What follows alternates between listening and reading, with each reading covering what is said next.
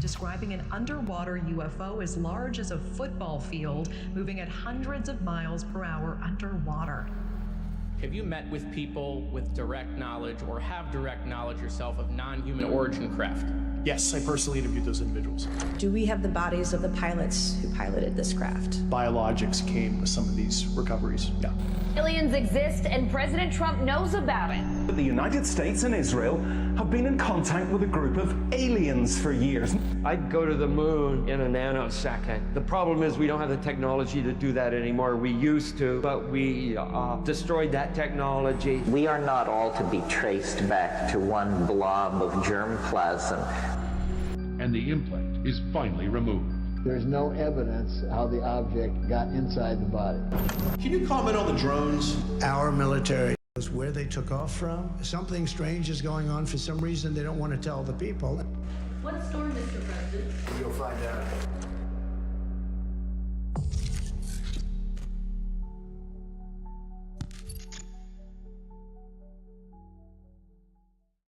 What's good, people? It is good to see you guys. Welcome to the live stream, man. It's a spontaneous one.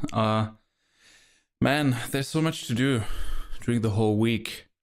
I just spent my time on the Mary Jane in Berlin. In case you don't know what the Mary Jane is, it's a big gathering of the beloved connoisseurs of the cannabis plant, man. And when it was a good time. Good time. Lots of standing, lots of sitting, very dry eyes. But it was a good times, man. I can definitely recommend it. So in case you're in Europe, well, not anymore. Next year, come over for the Mary Jane, man. Good gathering, good people, lots of stuff to enjoy. But anyways, enough of this. Today we're gonna take a look at another video from our guys, Doc Journalist and Joseph Farrell, man. I gotta say, I'm quite addicted to their videos. I can listen to those guys for ages. So I thought, let's watch what they gotta tell us about the JFK files, the connections into, again, all of those typical mysteries, Nazi technology, you know, the moon landing probably, UFO cover-up, basically. Because, as we all know, as we supposed to know, there are a lot of things that are not adding up regarding to the JFK assassination. That's at least what a little birdie whispered into my ear. So I gotta say, I never really dug too deep into the whole JFK thing. Kind of like this whole, you know, Harvey Oswald thing and all those things that are not adding up. Like the basic things. Most people know that looked at that thing, but not like crazy deep. But I gotta say, it is, like, I'm quite certain that this stuff is, probability is high that there's something a little sus. So I would say we're just gonna hop right into it. It's gonna be a bit longer one, I think around 2 hours or something. So get ready, guys, get some snacks, and let's just hop into the world of JFK and see what they got for us. So let's go. Oh, and before we start the stream though, well, we started the stream already, but before we start the video, if you're new to the channel, or if you're not new to the channel, I anyways thank you a lot for being around, man. And in case you didn't, because I do see a lot of you people are very new, which I appreciate a lot, but please, man, to support me, the algorithm, and to reach more people, you know, to grow this family, hit that subscribe button, man. This would support me so much.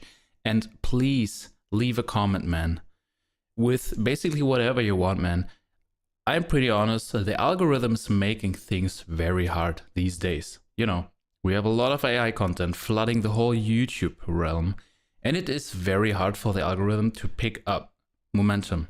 So I would really encourage you, and thank you so much if you subscribe to the channel, and just, you know, leave a comment, say hello, man, say bad things. I don't really care. I appreciate every single one of you. So with that, we're gonna hop into the video. Let's go.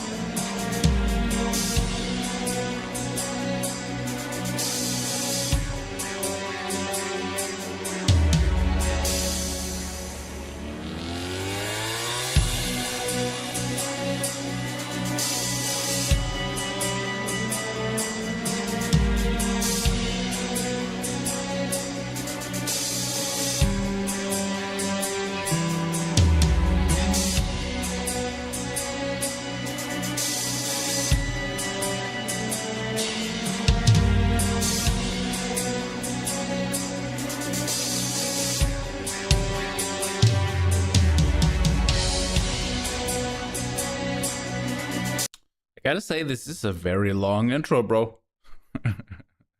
It kind of gives me, in a good way. So seriously, there's no hate. It's just, I feel like there's always this kind of trashy vibe going on. You know what I mean? It's kind of like Sharknado or something like that. It's just this kind of trashy music in a good way. So really, no hate at all. It's just this kind of trashy music and kind of long. It's just this little something, but I enjoy it, man. I enjoy it.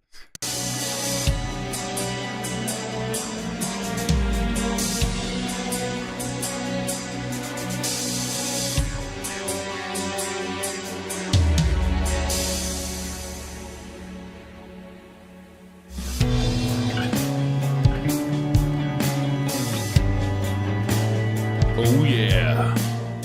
61 years after the assassination of President Kennedy, the government still maintains the discredited lone gunman explanation of Lee Harvey Oswald as the alleged assassin. Why do they continue to hide the pertinent facts of the crime of the century? It's an incredible story, if you think about it. And there's nothing really that parallels it in history where a government withholds information for 61 years. And keeps holding it. Yeah, on such an important case, the presidency and the removal of a president. So we know on our side, when we think about this, you know, it's become a punchline, and everything about how the government would lie about something always goes back to the JFK assassination, things like the magic bullet, for example. And so the discredited Warren Commission, interestingly enough, turned 60 in September. And it's quite fascinating because when you think about what they came out with, it was 888 pages, but there was nothing in it that said anything beyond, this is a lone gunman, he got away with it, he got around Secret Service, and all the questions about the autopsy of President Kennedy, the unusual surroundings, the Secret Service stand down, all of these unusual things were just left out. And they got into interviewing all of these people and going deep into the minutia and obscured the case. And at the end of the day, they said, oh no, you know, there was nothing there to see except Oswald somehow got a job on the parade route of the president's limousine 6 weeks before President Kennedy was going to go down that parade route, even though nobody knew he was coming. So the extraordinary coincidence is a little too much of a coincidence, and it spurned how many conspiracy theories. Well, that's interesting too, because those have been managed, as we'll see. And when you get to the actual truth of what was happening that day for President Kennedy, we're going to find out that he was heading somewhere to speak to a certain person, and it's on the record, and they were going to give a speech together. And that brings us to kind of the place we are today, which is about the final speech that he never gave. Who was physicist Lloyd Berkner, and why was JFK on his way to the Dallas Trade Mart to give the major speech with him in a large ceremony just before he was assassinated? This is interesting because of all the details that we hear about in network specials and historical overviews and everything else about the JFK assassination. You always hear about, you know, he was going there to mend fences politically and this and that, but what was he actually going to do? What was he on the way to do when he got assassinated there in Dealey Plaza? And the truth of that is quite fascinating because the person he was going to meet is a character that I've focused on in my own research because he shows up as this kind of Zelig type figure throughout history, and his name is Lloyd Berkner. Now, I dug into the background of that ceremony that was going to take place at the Trade Mart. And the Trade Mart, I can say this also, it's an unusual place for President Kennedy to have gone because of the multiple security holes there. There's so much in and out and easy access for somebody who would be an assassin, for example. But it was all set up and it was going to be a major speech. And what I found out was that Berkner, after the fact, wrote to his students there and said, we are very disheartened by this. President Kennedy was going to have given a speech here with international implications that were staggering. So then I got very curious about the speech and his final speech that he never got to give. And it was absolutely powerful, the amount of obfuscation around that speech and how it was moved through various channels till it didn't show up until 1969. And when it showed up, suddenly it was a pro-nuclear, pro-war, completely un-Kennedy speech that didn't make any sense. So his actual speech disappeared into the ether, and I got very curious about it. Until you were able to locate it. Yeah, this is the interesting thing. And when we get into that speech, as we're going to get to tonight, we're going to see the reason that he's meeting with Berkner is because he has something very huge to announce. And it relates to technology, it relates to space, and it relates to some of the background that Berkner had.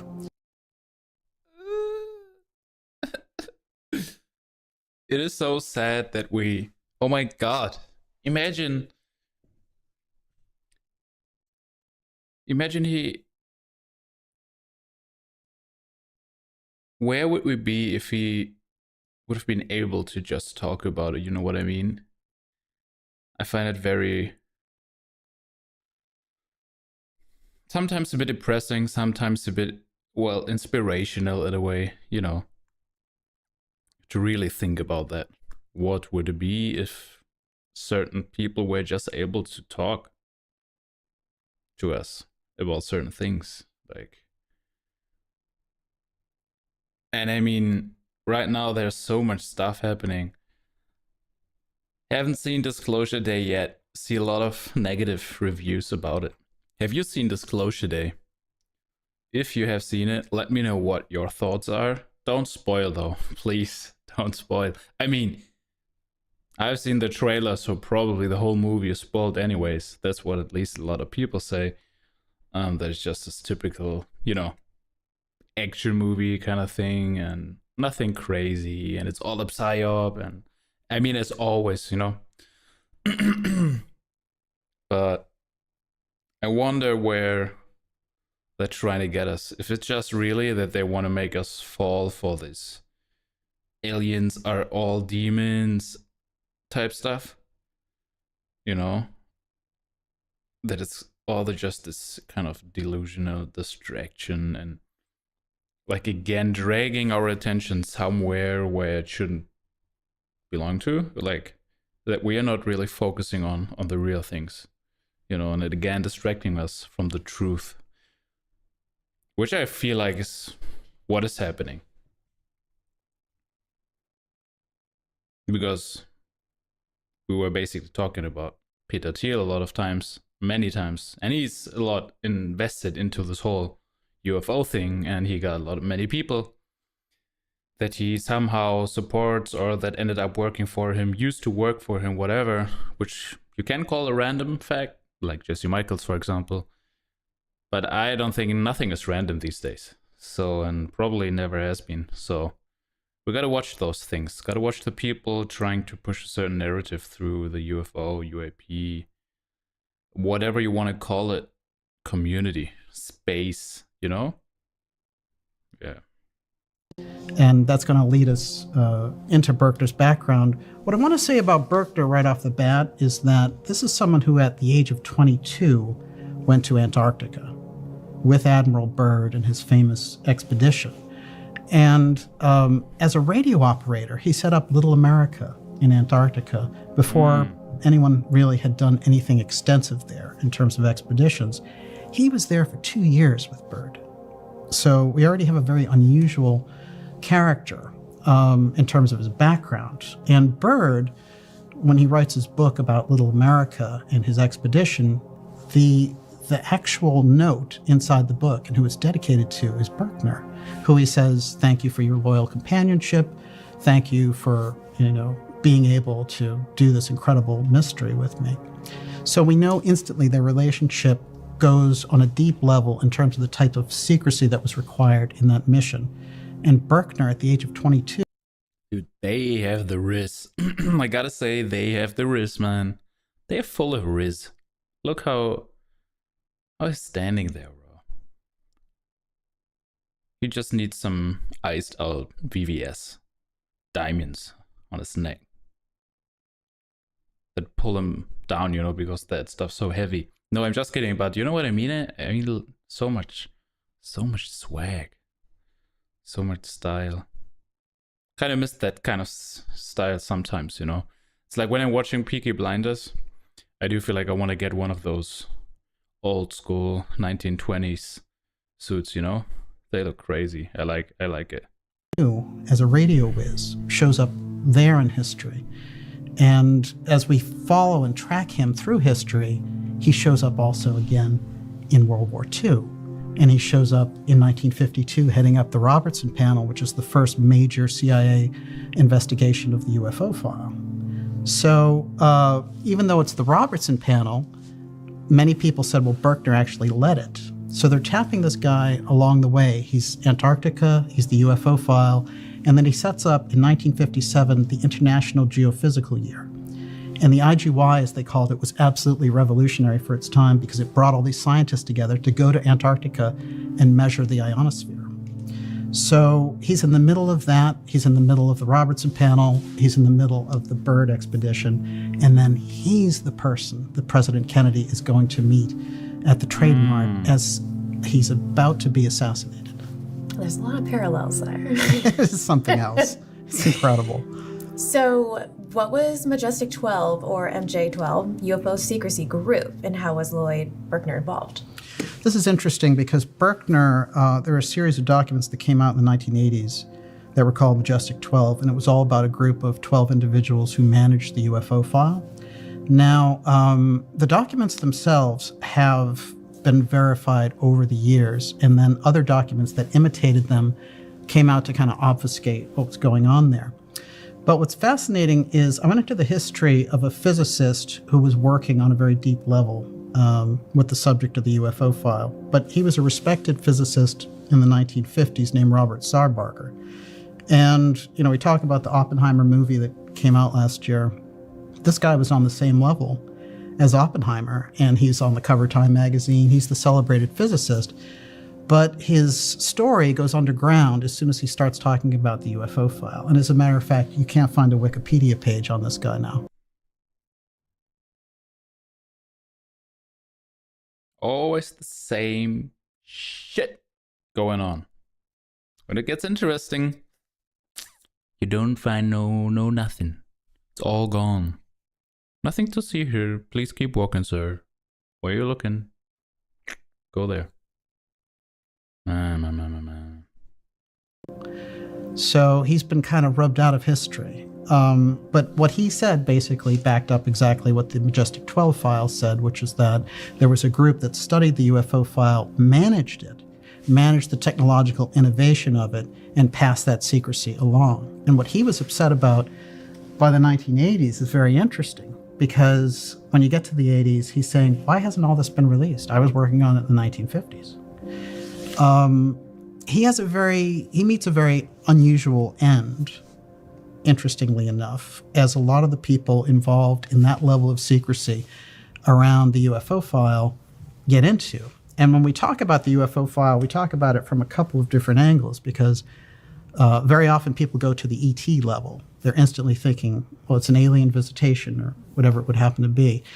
But I think what we can do here is combine that with the idea that we're also talking about an advanced group here working technologically in the background. And that's where I think Berkner is going to lead us a trail of breadcrumbs to find that out. As he already is. As he is. Little did he know. We're on to him. So what is the deep connection of the famous Antarctica explorer Admiral Richard Byrd to Lloyd Berkner, the JFK assassination? This is fascinating because Byrd takes Berkner under his wing at a very early age, as we mentioned. 22. And if you think about your experiences at 22, you know, going to Antarctica for 2 years is pretty incredible. Leave quite a mark on your life. 22, man. But what I found when I was dealing with Berkner and Byrd is that over and over again, including the fact that they both went back to Antarctica in 1956, was quite fascinating. It showed that relationship continued on. But the relationship as it gets into the JFK assassination is quite interesting, because everywhere I looked into the crime of the JFK assassination, I kept finding people associated with two things: the UFO file and Antarctica. And I tried to put together, why would Antarctica be a part of it? But I'll give you an example. So when Lee Harvey Oswald signs up for a job at the Texas School Book Depository, and we're here at the 61st anniversary of the crime of the century, last century, he's walking in and signing up for a job, and the owner of the building is someone who heads up an experimental aerospace company named LTV, Ling Temco Vout. And that company, it's very interesting, I'll say this as an aside, they invested...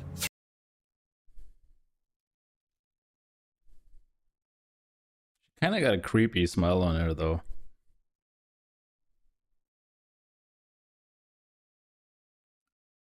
Not in a bad... I mean, I don't want to hate or anything, right? It's just like...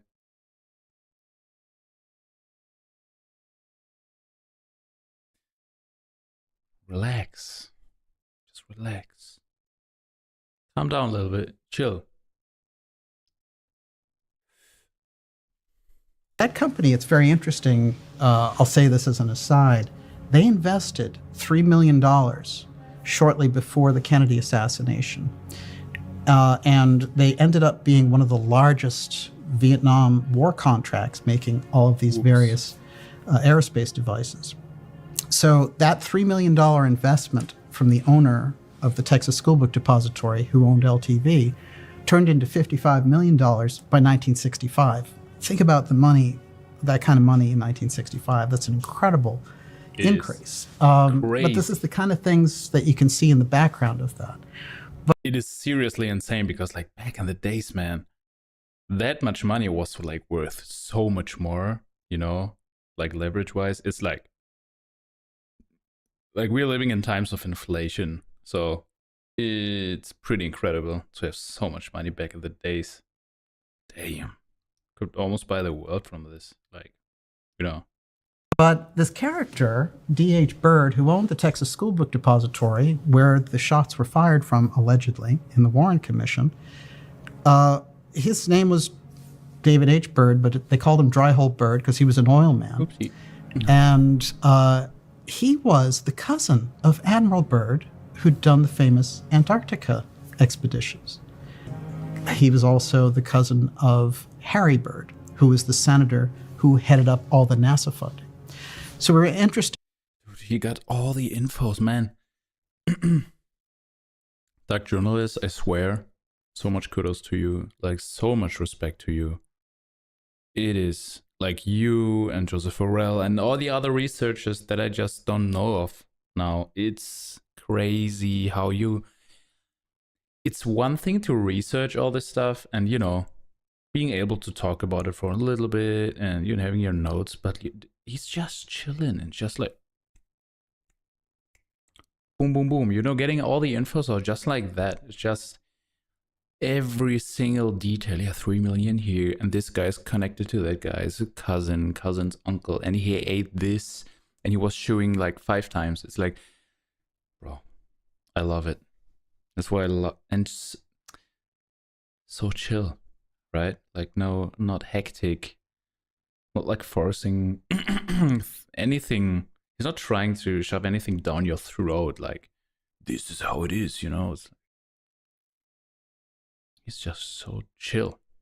Love it. And it's such valuable information, like, because I feel like especially this like Byrd diary thing, it's so much BS floating around, and like it's always just the diary of him with all these infos about like Hollow Earth and Agatha, and it gets into this very, very, let's call it new age esoteric realm where they just put a lot of, and this guy's channeling that guy and Ashtar command thing, and man, it gets pretty ridiculous at times. But yeah, man, it is so good to have all these small details around him, and the cousin, I think, I'm not sure if it's him, but I think the cousin or something, like someone died. Maybe he's gonna talk about it in a second, and maybe I just spoiled it. But also Byrd, I think, or his cousin, I think. Wait, I mean, he died anyways. But I think his cousin also wanted to have a speech or something. And then something strange happened to him as well. And there seem to be even photos of the trip from Byrd, I think. That's what I heard. But they're still laying around in an archive, which we're not allowed to get to. So imagine they're like pictures from Hollow Earth and stuff. That's what I mean, man. So many ridiculous things. Cannot believe it, really. In place, I think, with this guy, right off the bat, that there's an Antarctica connection. As soon as they make that turn onto Elm Street from the limousine where the shots are fired, they're going right past a building that D.H. Byrd, whose cousin discovered Antarctica, those shots are coming from there. So D.H. Byrd, it turns out, funded all the expeditions to Antarctica. He's the main funder. As a matter of fact, there's something called D.H. Byrd Mountain in Antarctica. Well, that's the owner of the Texas School Book Depository. So when we get into it now, we're looking at an unusual figure who is connected deeply with Lyndon Baines Johnson. So that is the person who will assume the presidency when President Kennedy is assassinated. So you can see we're in deep waters once you start looking at it past the Warren Commission and past the superficial media treatment. You're dealing with very deep players. And obviously Antarctica is where the kind of high technology aspect comes in. But Byrd with LTV was already, this is an experimental aerospace company. And you know, my basic thing around the JFK assassination is it's all aerospace. Everywhere you look, it is aerospace interests. Somehow aerospace and NASA, that piece is where the JFK, the root of the assassination, comes from. That is so interesting. It is very interesting. Most definitely. And it's crazy that most people don't really talk about it. Mostly it's just that you hear people talking about, yeah, it was Israel, you know, it was the Mossad and stuff. And I get it. We're living in times where many eyes are, you know, looking to the direction of this so-called country, which is quite a new country. But it gets deeper, man. And it's always good to try to grasp the bigger picture of things. So that's why I love this view, because it's like something totally different that most people are not really aware of. And also I haven't been aware of since, I'd say, quite a short time. For quite a short time. So glad to watch the video with you guys. Let's go. I know, we're into space, we're into Antarctica. Well, and all the connections around it too. Paper clip.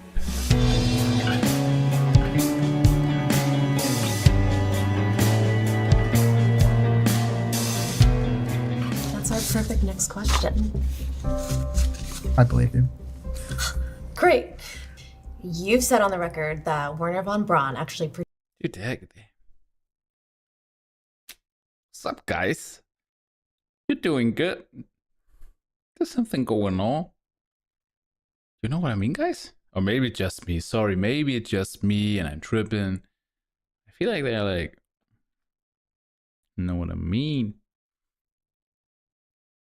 Predicted the rise of Elon Musk and SpaceX in the 21st century. When did this happen? It's quite fascinating. And I want to put this out there that it's documented. It comes directly out of his book, Project Mars. So it's undeniable. The book was published. It is fascinating, though. Listen. In 1949. And it is a sci-fi novel, and it has all this technical information. And if you think about von Braun for a moment, we're taking him now from the Nazi rocket program where, you know, they built the rockets, the V-2 rockets, to attack England and all that with slave labor. So he comes directly out of this SS setup. So we have to understand that about him before we bring him over through Project Paperclip and clean up his image and make him, you know, the king of NASA, as it were. Now, when we get to von Braun, it's very interesting because through my work with Russell Targ, who's a physicist that developed the remote viewing program for the Central Intelligence Agency, he told me that when he met von Braun, he found out that von Braun's mother was psychic and that she would predict things and that she was well known as a psychic in the area, and people would come to her for predicting weather. They would come to her for predicting incidents, wars, whatever it happened to be. So von Braun instantly has an unusual footprint, as it were. And Targ said that von Braun came to him and said, I want you to develop an ESP testing device for NASA astronauts, because those we send into space need to have this high intuition on the psychic level. So that's what von Braun told Targ. And he did, in fact, develop the ESP testing device. Now, it's very interesting because when I went back and read Project Mars, and there's two of them, there's Project Mars and the Mars Project, two different books. But there's a prediction in there about who leads Mars in this expedition that happens. And when they get there, this expedition from Earth to Mars, when they get there, there's a whole civilization set up there. And the person who runs Mars is called Elon. So it's an undeniable, sort of strange and unusual prediction. But here's the other thing, which is that Elon himself is obsessed with going to Mars. Yeah, boy. So now we have an unusual kind of crisscross here about, and you're going to find this predictive quality when you get around the deep aerospace players. I'll have another example for you before we're done today. But there's something about going into that book. When I went into it further, I found many of the UFO cases that would come up, the same names, Colonel Halt, for example. There's a lot of similarities in that book. L. Ron Hubbard's name, one of the commanders, is Ron Hubbard. So we're getting into unusual territory when we're dealing with von Braun. But his comment about Musk is undeniable. And I'm going to have you read the quote because I brought it with me. And the quote, I actually put it up on the screen. This is from von Braun's Project Mars book. All right. So you take the first one and I'll take the second one. Okay. The Martian government was directed by 10 men, the leader of whom was selected by universal suffrage for 5 years and entitled Elon. 2 houses of parliament enacted the laws to be administered by the Elon and his cabinet. Wernher von Braun, Project Mars. It's undeniable. So, is it a happenstance? Of course it could be. But then again, think about the level that we're talking on with these people. And also there's the strange psychic thing and the story that hangs out there in history about Targ saying, well, von Braun's mother was like this well-known psychic in Germany. Dude, and it always comes back to my good old country, Germany. Also Peter Thiel. Oh my gosh, it's dirty. No, not dirty, but Peter Thiel, German. You know, the Rothschilds, German. So many people German have a connection to Germany. I think even Vladimir Putin speaks German. Trump's uncle, grandpa, stuff like that. Someone German. I think it's his grandpa, granddad. Germany. Something going on with Germany. Man, but this is so interesting. All the info. I didn't know the info with about his mother. I knew about the book. I haven't read it, so I actually have to read it. But I have to read many books, man. I have too many books laying around, which I'm not getting to read. But it is interesting that his mom seems to be this like psychic medium. It's kind of like predicting the weather. Come on, she's not like this weather frog, you know. Tomorrow's gonna be sunny. I can see it. Probably she was talking about other stuff too, seeing things in the future. But yeah, man, this thing with Elon going on, and he's like obsessed with going to Mars, which I always wonder why. Like, why would you be so obsessed? It's like, I mean, we don't even know freaking things on this Earth, you know, still so much to discover in terms of going down the oceans, to the bottom of the oceans, looking at all these alien bases down there, you know. And like, he's just like, Mars, guys, we will be there in a couple of years, Mars, man. I think we're in unusual territory immediately. And I think that also gets us into something about the mystical aspect around SpaceX and extegonography, which, after all, that's what we're here for. This is the extegonography series. Well, so leading in, what is the secret ripple technology that was developed over 60 years ago, and why is it still classified today, like many other things? Well, this is fascinating because this gets us back into Berkner again. When I was looking at the final speech of Lloyd Berkner with President Kennedy, I saw the ceremony aspect. And I got very into the details about the ceremony. Here's what was going to happen when President Kennedy landed at the Trade Mart. He was going to be greeted by Air Force One helicopter coming and taking a flag that had been flown over the White House, and it was going to be handed to President Kennedy, who was going to hand it to Berkner, and they were going to have a military command around them. So this is going to be a very special announcement as well, because he's handing over the flag of the White House to Berkner. So they're saying something international and of major importance is going on here. I've maintained the assassination of President Kennedy was related directly to his aerospace policy and his NASA policy. And when you get into those players in that aspect, you find Berkner sitting right in the middle of it, because it was Berkner who was encouraging him to go to the moon. And actually, in his favorite speech, we chose to go to the moon and do the other things, not because they're easy, but because they're hard. That's Berkner. It's Berkner wrote it and gave it to him and said, this is what you should say about it to get people on the same level. So Berkner, who'd been in Antarctica, Berkner, who'd been in charge of the UFO file on record through the Robertson panel in the 50s, he's instructing Kennedy about the space program and how we should proceed. Kennedy in the background is making major moves to share the information around advanced aerospace and the UFO file with the Soviet Union. A number of documents came out relating to this, and he wanted to do a joint moon mission, and he wanted to do a shared space program. So that gets rid of the space race, that gets rid of the Cold War and all the rest of it. So these people in the background looking at this in the State Department, in the ex-protect type groups that deal with secrecy around advanced technology, they're looking at Kennedy horrified because he wants to share this.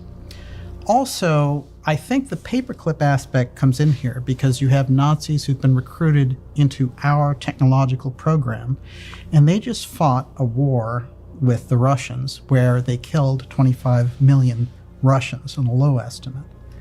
And here is Kennedy saying, here's all the advanced stuff, I'm going to share it with our counterparts.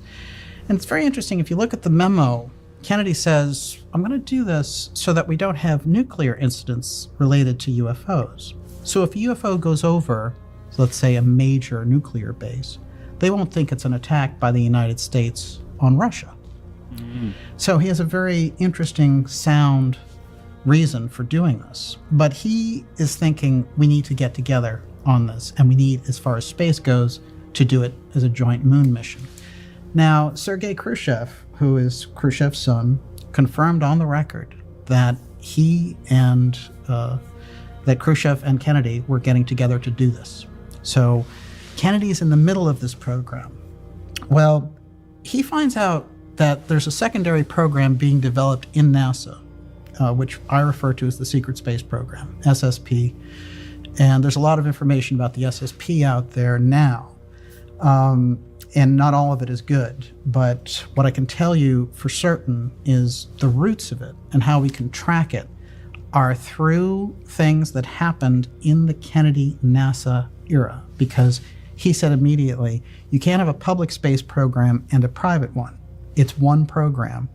So he actually goes to NASA and says, I will give this program to the military if you don't make it a public program. I don't know what you're doing splitting the program. The name of the program is Blue Gemini, and this blue is the secret space program that you and I revealed last year. Now, the government came out officially, this is on record, and said last March, oh yeah, we have the blue space program. We don't think there was anything really dramatic about the blue space program, but it was a secret program that we had, and we're announcing it here. You know, that's in direct response to us putting that out on the record, because obviously questions got asked in those circles. So Berkner in 1963 at the Trade Mart in Dallas, he's the person President Kennedy is going to meet. And although Kennedy's records, you know, and the speech were scrubbed, Berkner's notes have been unearthed. And what he said was the speech that they were going to give, one, was going to have international implications that were staggering. Now think about, you know, Berkner and Kennedy going to meet him and all the things that Kennedy was doing with space. My suggestion is that it was going to be related either to a joint moon mission with the Russians or related to the UFO file. You can get real UFO file disclosure, which the government has had at least 80 years, probably a lot longer. But there's also false disclosure, which accompanies a UFO threat narrative. That's the thing that's being pushed out there for congressional hearings. The Central Intelligence Agency, the NSA, the NRO, those secret groups have their own narrative. And what they want to do is create a UFO defense office in order to generate billions of dollars to fight an imaginary. Is also this what is going on with Avi Loeb? Like Avi Loeb wants to create this thing basically, right? I don't know if it's called like defense thing, but man, I feel like Avi Loeb is like also one of those scientists that gets instrumentalized, you know, to like push certain things, as we had with like 3I Atlas, where he was basically the leading scientist, talking about that it's maybe like extraterrestrial, well, not extraterrestrial, but like out of the solar system, like artificial, not artificial, but you know what I mean. It's like an non-terrestrial art kind of engine, stuff like that. And then all of a sudden he was gone for, you know, just gone. Yeah, it was funny, kind of like, to watch him, and now he's being the chosen one to, you know, be the leading figure of this UAP group commission they want to create. Threat. Now the UFO file's real, but the threat isn't. This is the nature of the problem. So they love the threat part, but they will never tell you the real story. You'll never get genuine UFO disclosure from the Central Intelligence Agency.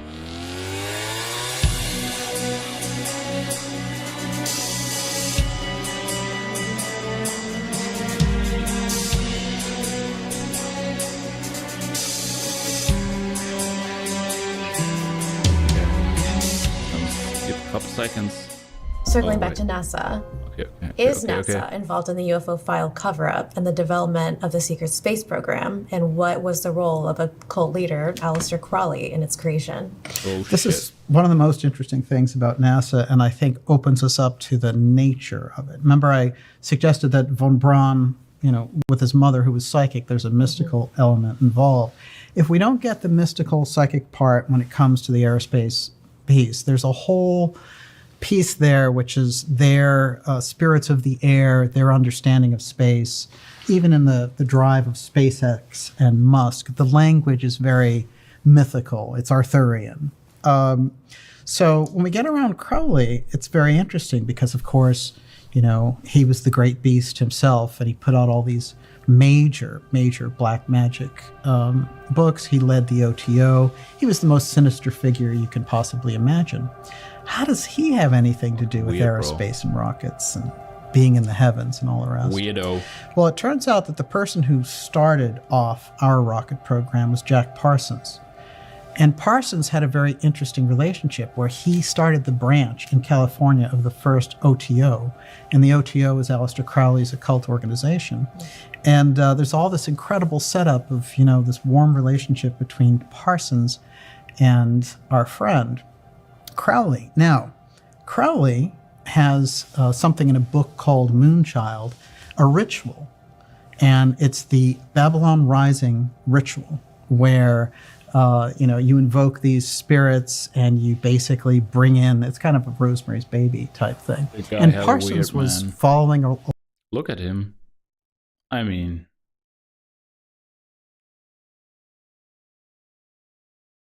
Do you need more than this picture, pretty much? It's like so telling.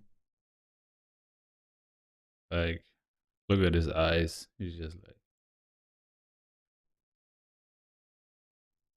Crazy guy. I think it's also the thing is also the one like worshipping this goddess and stuff. Not sure though. Along with Crowley, trying to do this with a very interesting companion, shall we say. So the ritual that they enacted took place in 1947 in the New Mexico desert. Yeah, maybe. In the New Mexico desert in 1947, we get all the reports of the UFO file. Suddenly, everyone wants to talk about flying saucers and all the rest of it. There have been a number of people who've looked at the correlation of those dates and said, this is uncanny. Well, it's very interesting because Parsons, with all of his occult wisdom from Crowley, he became the foundational aspect of how NASA was created in the first place. And he dies in a strange explosion as well, somewhere along the line. It's just a fitting end for a occultist of that level. But I'll tell you, what's interesting to me about it is the influence that it had on NASA. And as a matter of fact, the JPL laboratory that they have is Jack Parsons' lab. That's JPL, which is, they changed the meaning of it to jet propulsion, but Jack Parsons has a crater on the moon named after him for all of his foundational work. He's the one. Well, if you go into Parsons' background, what was he doing in the 1920s and 30s, in addition to being so involved with Crowley and working on these rocket experiments, and really being an indispensable scientist in the middle of all this for Caltech? It's quite fascinating because what he was doing was having these intense long-distance calls back then with Werner von Braun in Germany.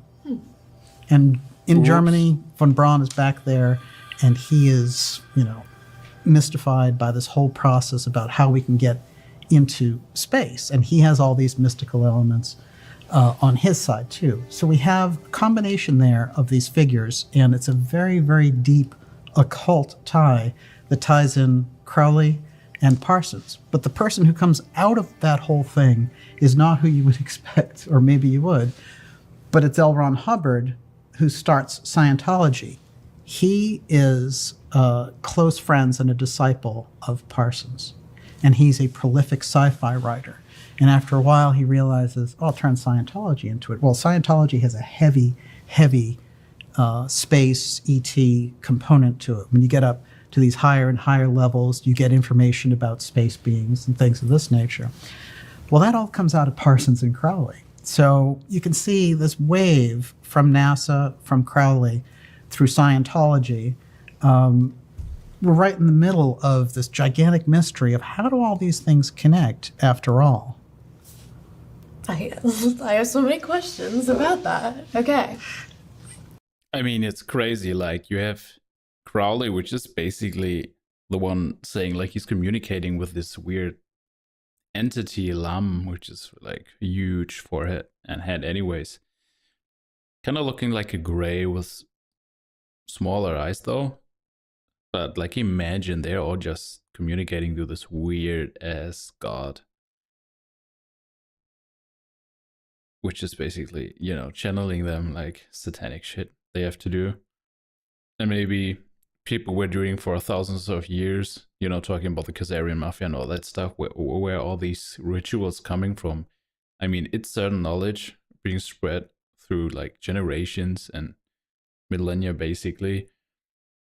Gotta come from somewhere, right? It is crazy to see all of this. And then thinking, like, who are people like Peter Thiel talking about when they talk about God and stuff? What are they actually talking about, Well, so that one, there's no question Crowley is the weirdest part of it. Yeah, he just he took both and ran on out. Well, okay. So, do you think the latest UFO hearings with proposed intel whistleblowers in Congress will have any bearing on getting to the truth about the secret UAP programs? No. I mean, you could say as a society, it's always good. And it probably does me some good from the level of research that I do that more people start to hear about the topic. But the hearings in general, the UFO Congress, the congressional hearings dealing with this, all the witnesses that they have come forward, they're like, hey, he's a whistleblower, he's a whistleblower. When I go into their backgrounds just a little bit, they come directly out of the CIA. They never left it. They're not whistleblowers. And they keep alluding to secret programs, and I'll tell you more. Or, I'm going to give you the secrets, and UFO this and UFO that. They've changed the name of it to UAP, as we know. That's also part of their marketing campaign. So one of them is a character named Lou Elizondo. And what I'm saying, bro.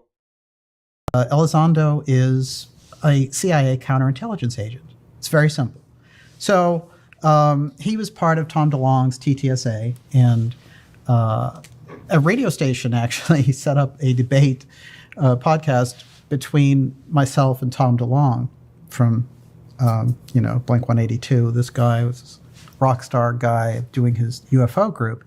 Well, they used somehow, when this came out in 2017, they were using Tom DeLonge to promote this idea of the UFO thing to the teen crowd or the younger set.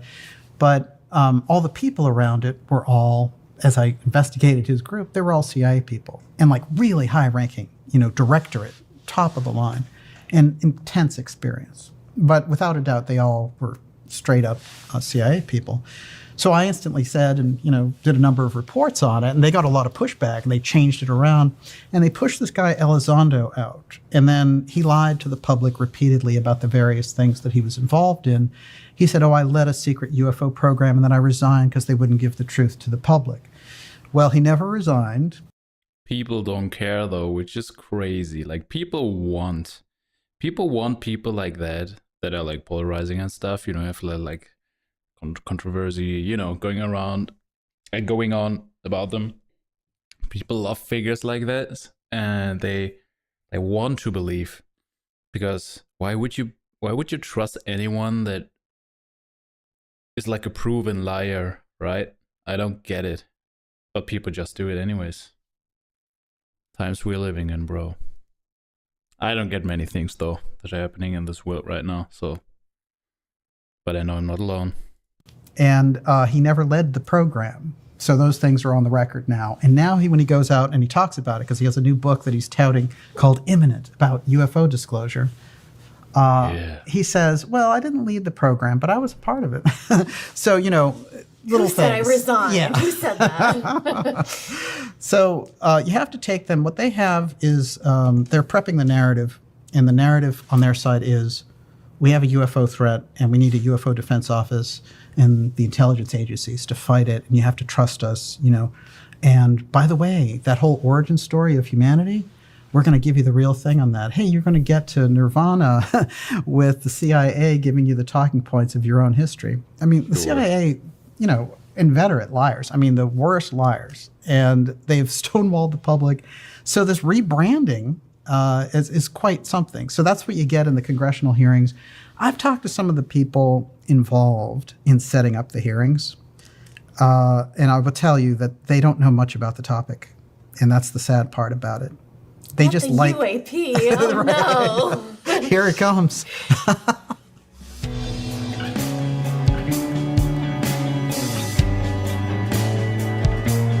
Okay, we're like half an hour in. I guess we're gonna get to my boy Joseph Farrell towards the middle, at least a couple minutes, I think. But I gotta say, it is good though that he's like putting this interview, which I think I've seen part of it before, not everything. So it's good to kind of like, see it again, to get all the info, like a crisp all around overview about certain topics, which is like a great introduction, because otherwise they would just, probably just jumpstart with deep dive infos, and maybe people like me, which don't have all those things in their brain,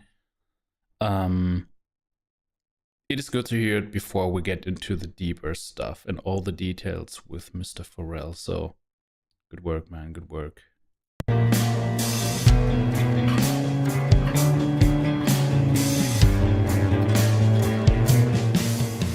If the breakaway civilization or expert tech group have been working for 80 years, a long time, on programs or re-engineering the X technology in the UFO file, what kind of technology do they have that we in the public don't know about? That is the absolute question. This is the crux of the matter.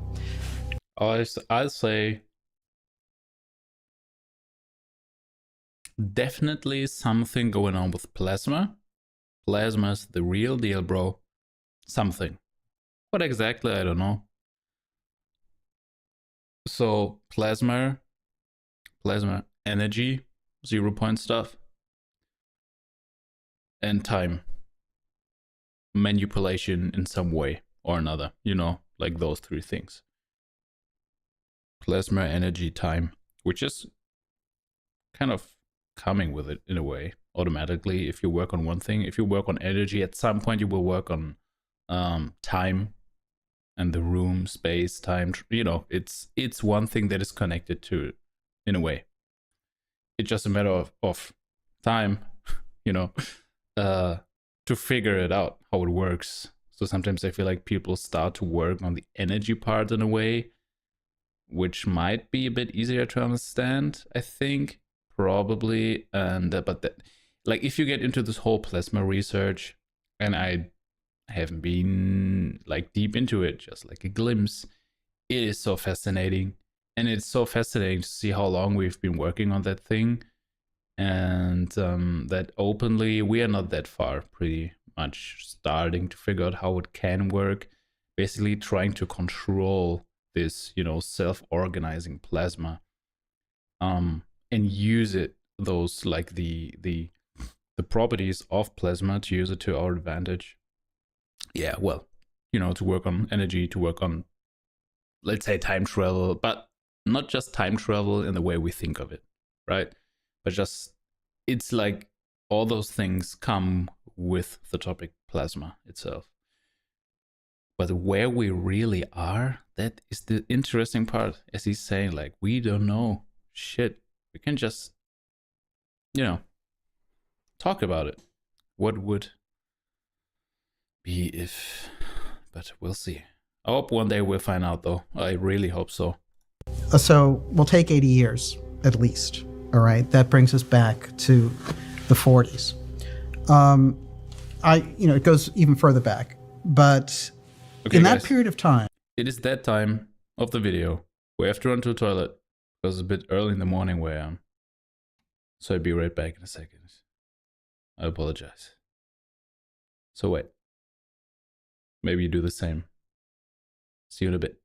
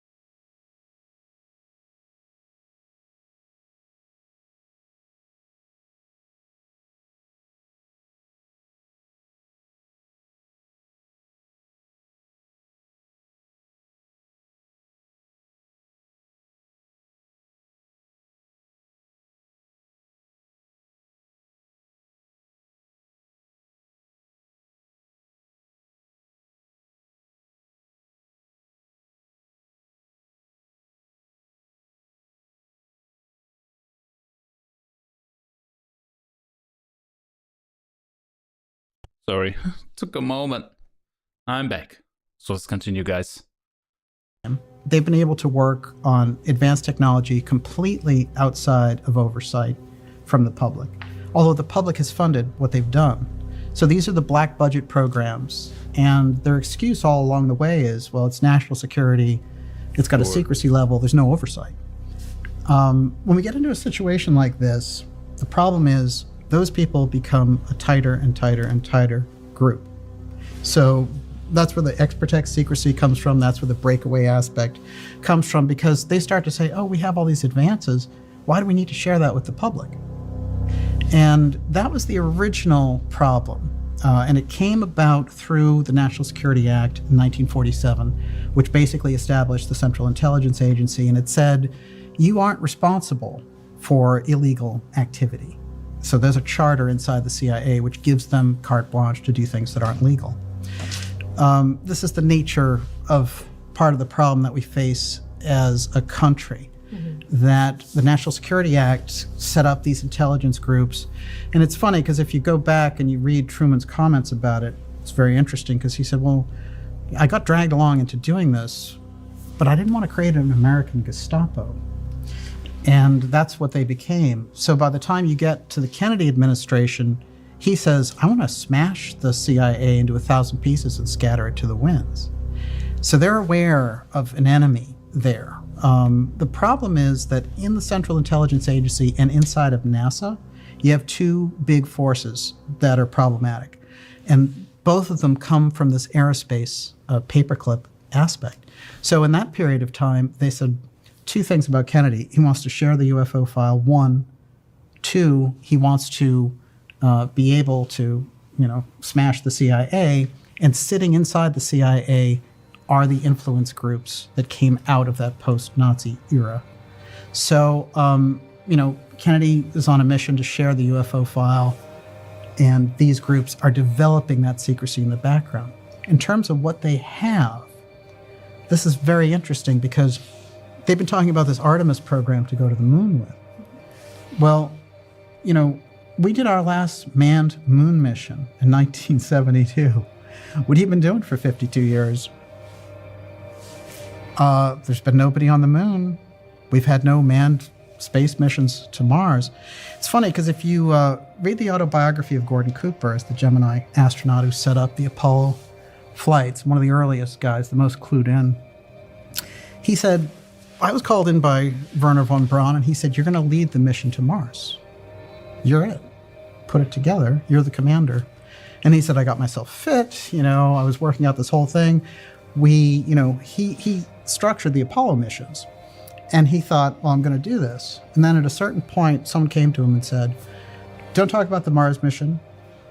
Forget about it. Forget it was ever mentioned. That's it. And he was like, well, forget about this. I'm getting out of NASA. That's enough of that. And he ended up hearing in 1971 that in 1981, they were going to land on Mars, that they had the program set. And he said, well, what's going on here? And then it never happened.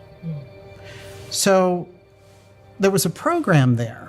Kennedy launched the program for NASA. They were supposed to go to the moon and then Mars. And then, basically create space infrastructure. The question is, what happened instead is that they created a secret space program with secret infrastructure. The public never got to see it, even though they funded it. That's why 50 years later, they can say, hey, we're going to the moon. That's why you have SpaceX, which is a privatized company after all. But all those things wouldn't have the infrastructure without the public being represented. The public funded NASA, which set this up in the background. But we never got a space program out of it. The privatized space program came up. So that's how they developed it, through a secret space program. I'm so glad we funded that. How do you get the money back? This could be a good question for the UFO hearings. It is. Give us the money back. Ask it. Where are the missing trillions? Where are the monies? So if Exprotect is the CIA aerospace group responsible for assassinations relating to the UFO file, what other figures in addition to JFK were eliminated for wanting to share the UFO file? Like, who else was at stake? I'll tell you a key one. There's so many. I'm trying to think of who to choose. There's that many. Morris Jessup, I think, is one of the most important. Jessup is interesting because he's an astronomer, and he writes the case for the UFO. And he, in 1956 and 57, has kind of legitimized UFO research. And they are afraid of him being a scientific figure who's doing this. So he is very close friends with someone named J. Manson Valentine. And Manson Valentine will show up on the radar in a very important way in the 1960s, finding the Bimini Road. And he's associated with all this deep research off of Bimini, finding exotic technology, as we covered in our Hot Zone episode. Well, Manson Valentine's friend Jessup says, I have something very important to share with you. And I'm coming down to see you in Florida to do this. So, in a weird way, kind of like Admiral Byrd's son, he ends up missing. Oh, I was just going to ask, did he make it? So he shows up in a Florida park, and he's tied the hose. The carbon monoxide kills him in the car. So somewhere between driving down to see his friend, being all excited to do this, he ends up suicidal, apparently, and kills himself in his car. Jessup had it that not only was there a UFO question, but that there were already interactions going on between the governments and an off-world civilization. So he was already advanced on this side of things. But he also knew the technology edge, and I think that they regarded him as too much of a threat. There's a series of ex-protect situations that we get into where the people end up over and over again dead. There's just no way to get around that. And I think President Kennedy is kind of the most dramatic example. Yeah. But ex-protect, they work, they're not just a lethal assassination group, but they have assassination as a major tool in the middle of all that. And, when you hear in this election, people like RFK Jr., who his family has the background in the UFO file, President Kennedy, Robert Kennedy, and when you hear them saying, I want the JFK files released and I'm open to the UFO stuff, that sends shockwaves through those groups. There's no question about it. Well, so what is the goal of Ex-Protect and the Breakaway Civilization? Like, do they hope to become an elite space-faring ruling group and just leave humanity behind using the secret space program, or what's kind of the idea? Yeah, that's a really good point. Look, here's what they're trying to do. I'll boil it down. The original Nazi program around their space program was control of things on the ground from space. It's pretty close if you think about it. So all the things that on one hand can have really fantastic possibilities like Starlink and the satellites and all the rest of it. At the same time, they have the ability then to track everything. So every piece of that, when it gets into tighter and tighter totalitarian hands, there's nowhere to hide from it. This is a very old program. And again, the groups that developed it were deeply involved with aerospace, and their goal was, very simply, control of things on the ground from space. So space stations, low Earth orbit, satellites, all these different things that are being developed in space, and the infrastructure that's been developed in space under secret conditions that we don't have access to. And I bring up the story very often about Gary McKinnon, who is the NASA hacker, and his story is undeniable. He hacks into NASA, and he finds two things that are crucial. One, all kinds of information about the UFO file, and two, an off-world officers list. So there's an entire off-world officers division that exists, the public, that you and I don't know anything about.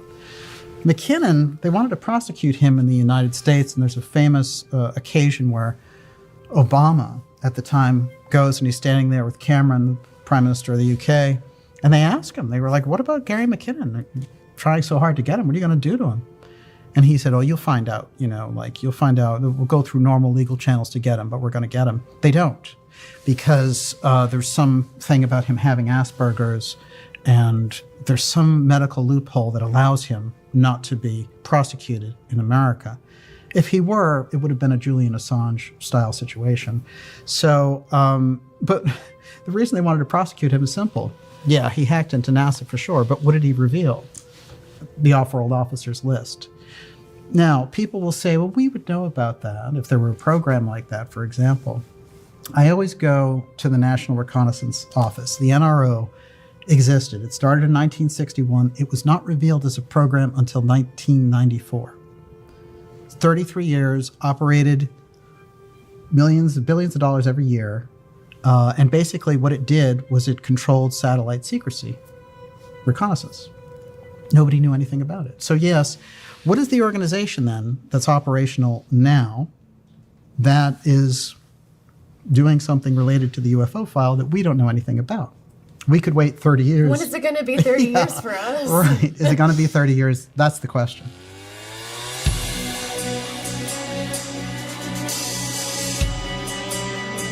What if?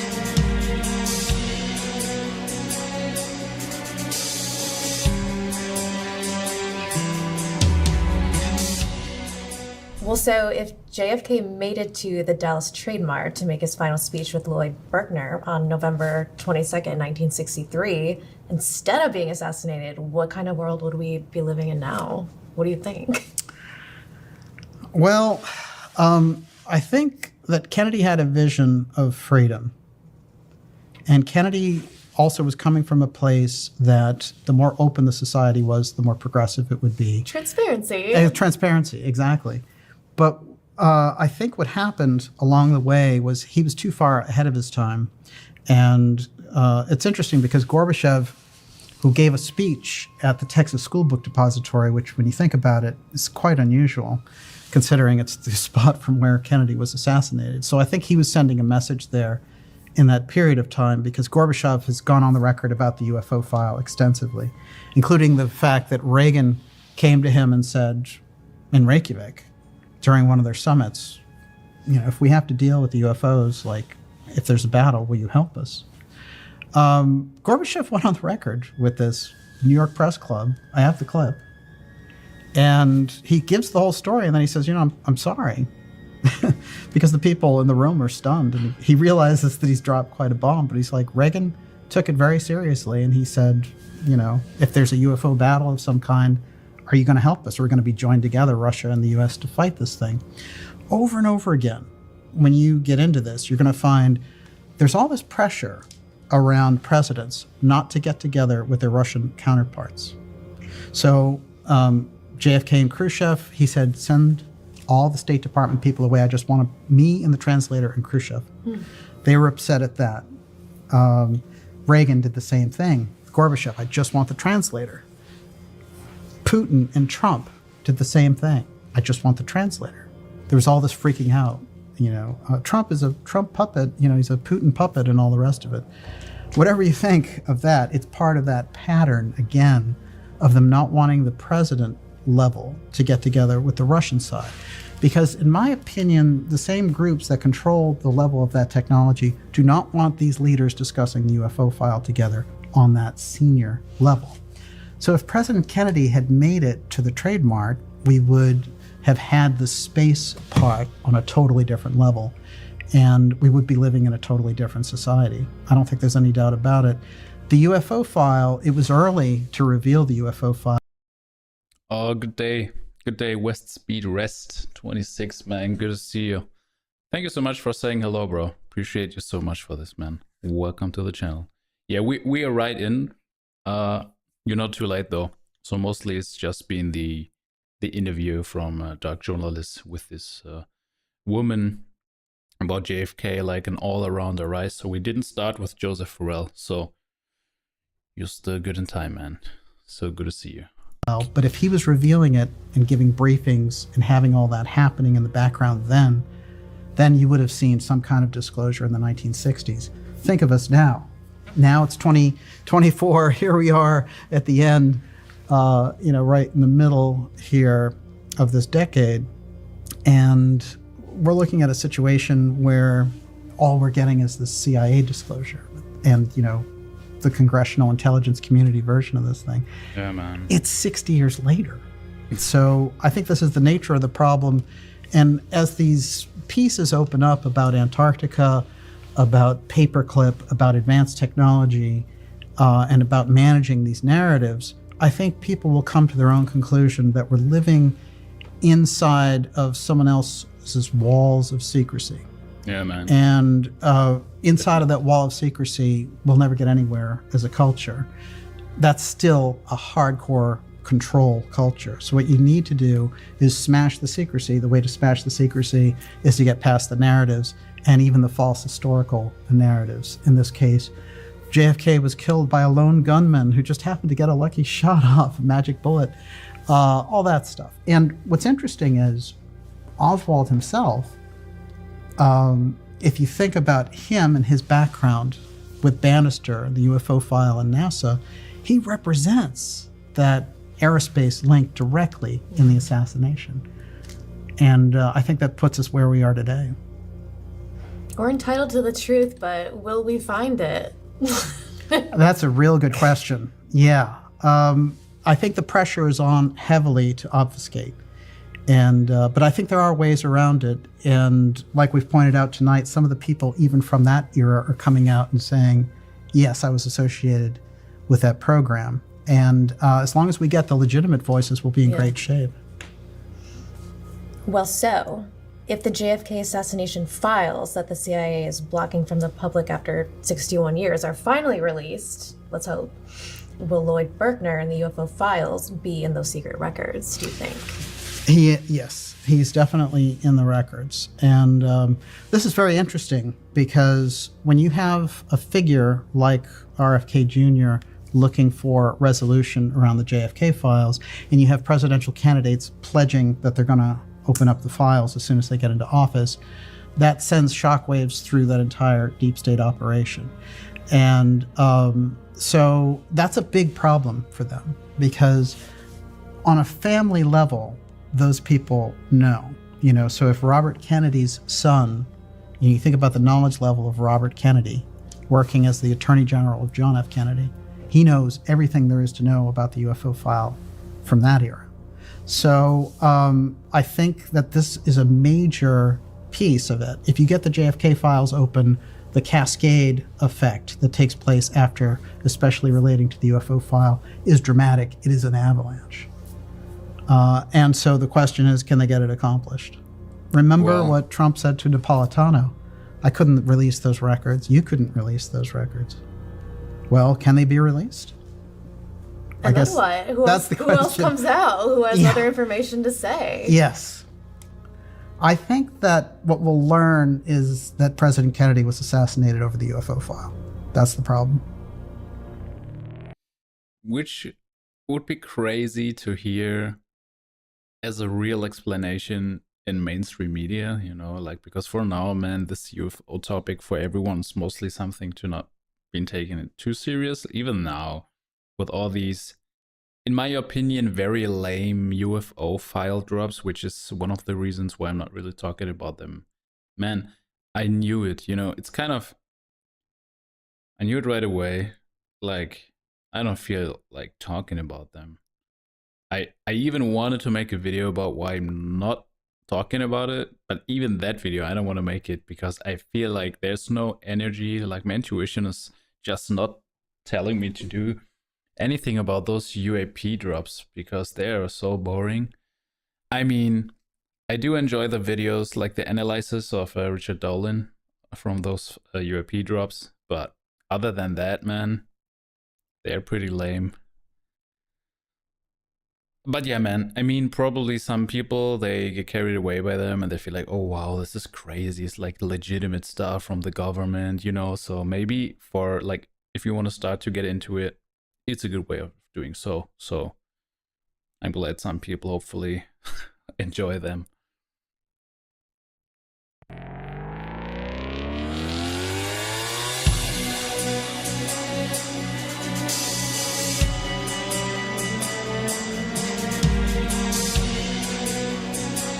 I hope that Mr. Farrell is coming now.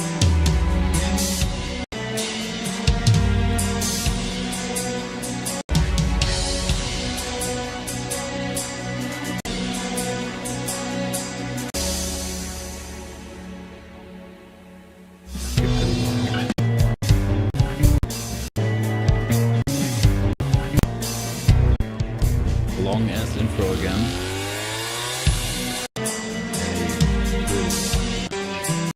heart of your work.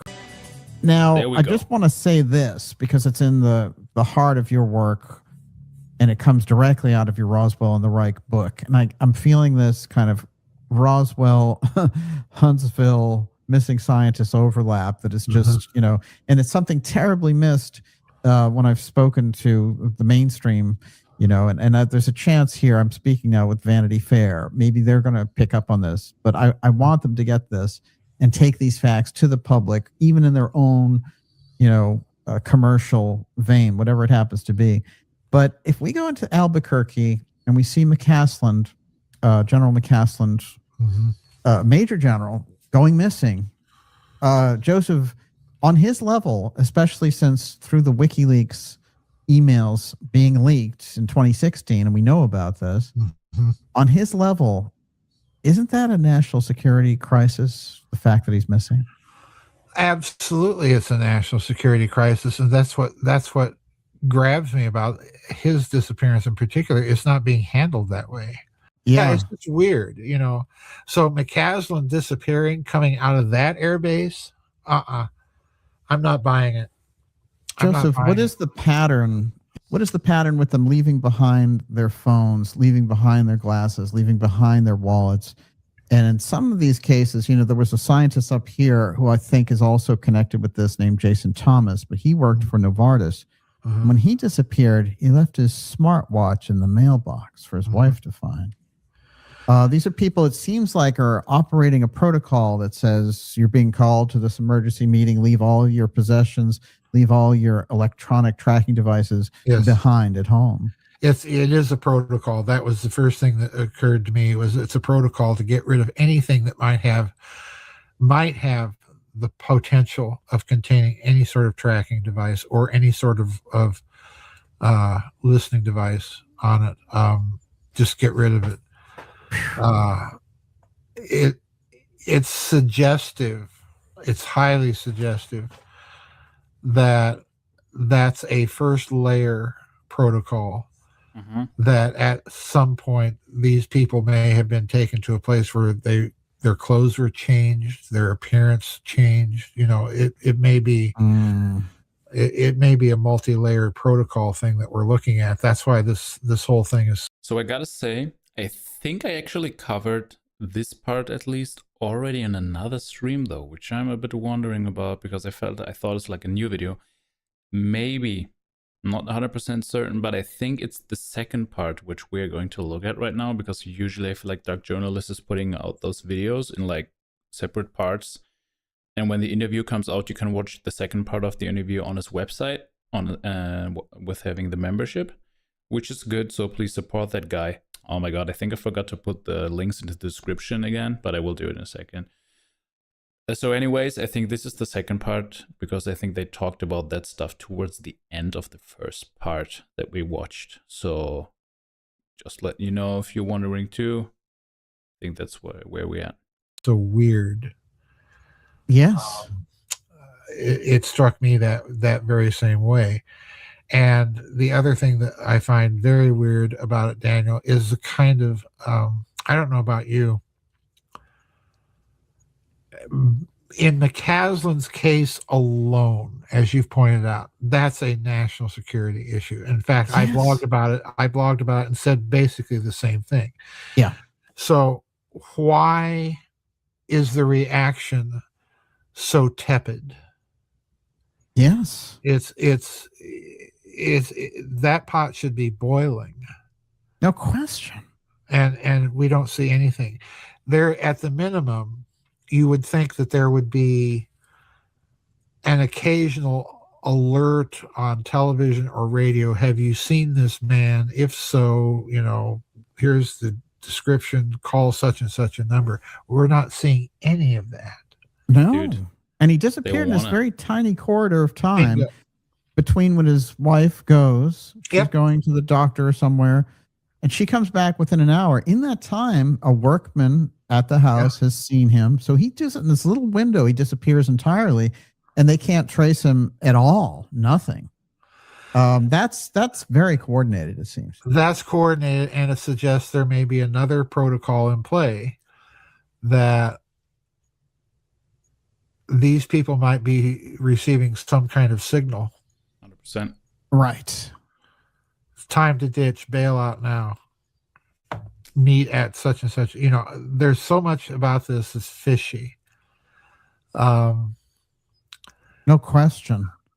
Well, Joseph, in your research, you examined this whole thing about the story of the memory medal at Roswell. Yes. And I have to tell you, the memory medal has been a fascination of mine for many, many years. I tracked down almost every statement of anyone who touched it, felt it, to see what it did, Marcel's descriptions, and then its accompanying I-beams with the hieroglyphs and all the rest of it. I thought it was maybe the real heart of the Roswell case, in fact, at the end of the day.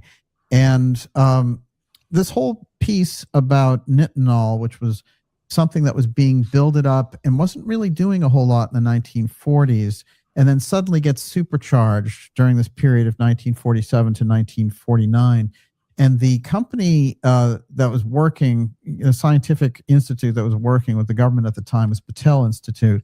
And at Wright-Patterson, when they get the Roswell material, to make a long story short, the really complicated stuff they send off to Battelle. And Battelle, one of these researchers who kind of kept track on Battelle, and he did a series of books back in 2008, 2009, and he said the memory medal files are missing. There's actually a huge article in the Miami Herald about this, which I have. And this whole thing goes into how the reports for how nitinol went from 1947 to 1949 completely disappeared from Battelle's records. And their response was, well, we're a nonprofit organization. We don't have to keep those types of records, which is very unusual kind of, deep state block, national security block on that. But we do see nitinol becomes incredibly used in, phenomenal properties for medical use, phenomenal properties for space use. This thing is in the warp and woof of all the technological achievements that follow. Now, it's very interesting because Monica Reza, who was McCaslin's assistant and worked with him for 5 years at that AFRL lab at Wright-Patterson, redeveloping this Roswell material. She is in Angeles Forest, 60-year-old woman, very fit, and she's hiking up there. The team that she's with, 3 people, they're looking back at her. They look up, she smiles, she waves. They look back, she's gone, like that. There's no trace of her. The only thing they find is her beanie. They do, searches with dogs. The scent ends right there, and that's it. There's nothing else in relation to her. Fascinating in her background is that she holds this patent for Mondeloy, excuse me. And Mondeloy is very interesting because it's the same nickel alloy like nitinol and has a very interesting property in common with the Roswell memory metal, which is it's incredibly heat resistant, just like all of the early descriptions of that metal. Joseph, with your own examination of the nitinol issue from your book, The Roswell and the Reich, try to kind of give us some idea of how all these things fall into place. And is it true that her holding of a private patent of something that was developed inside of a government experiment may have been part of the protocol for taking her out? It may have been part of the protocol for taking her out. It may have been part of the protocols of a highly compartmentalized system of research, too. Right. Because there's no better way to assert compartmentalization than to assert proprietary rights over something.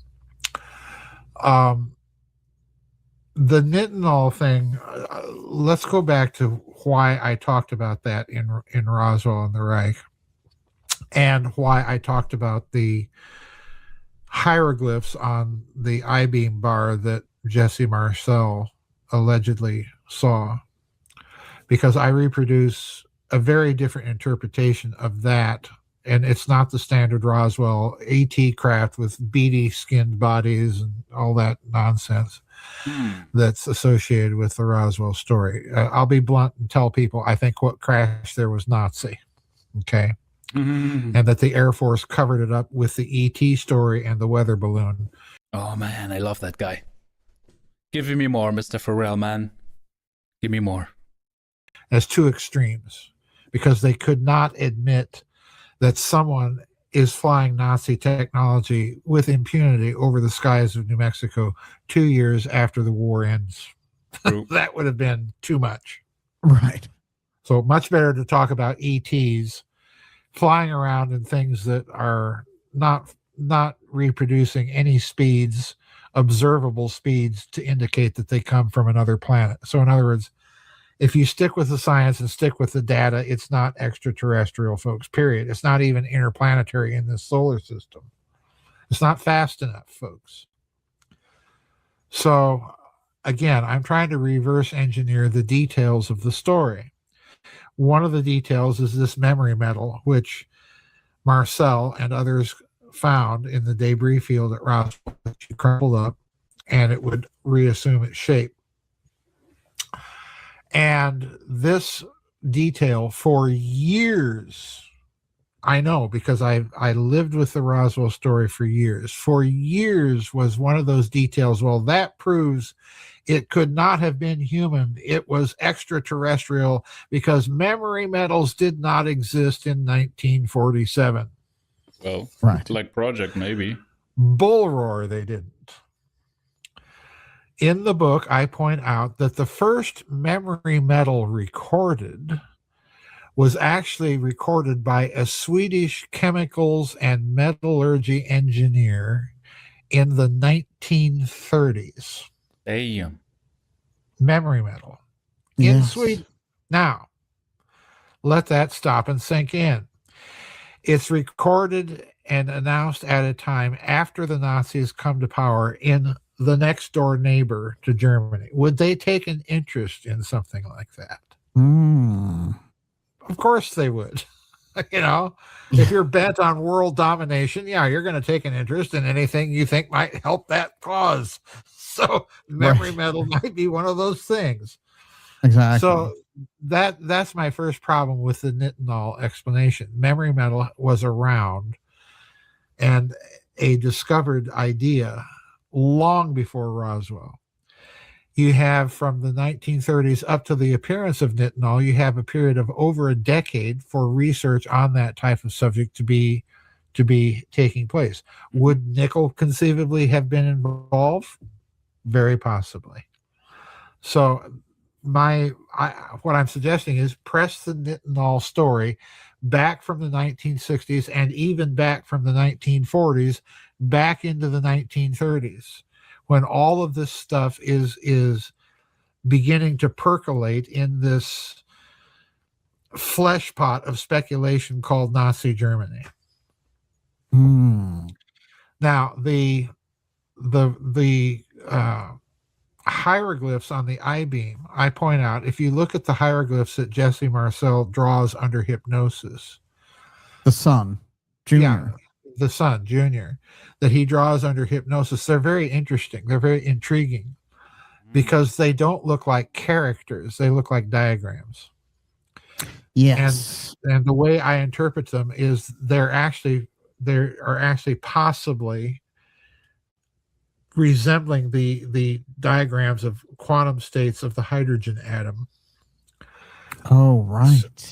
So in other words, even there, you know, what I'm trying to do is get out of this mentality that, well, it's an ET crash and it's so far beyond our science, we don't need to do any effort to try and reverse engineer what the details are and why they might be there. You know, just talking. It's the same approach to the bell. I mean, I feel like this is also what is going on with the, so-called disclosure thing they are pushing right now, that we should all think of this like, ETs are just like demons and shit. And, like Christ was like warning us like about those times that are right now. And, it's all satanic stuff and don't look here, keep walking, sir. It's always the same. But most probably just like technology that we've been working on for like at least decades. But I mean, we have like, all this Hindu stuff talking about Vimanas thousands of years ago. So probably we've been working on those things forever, basically. But we're just like putting it out there so people don't really think about it that way, because that way would like on this scenario, it would mean again that they're lying to us, like, again, blatantly in our faces, which they always do. But to just say it's like some ET thing and we don't know anything about it is like, you know, blame someone else.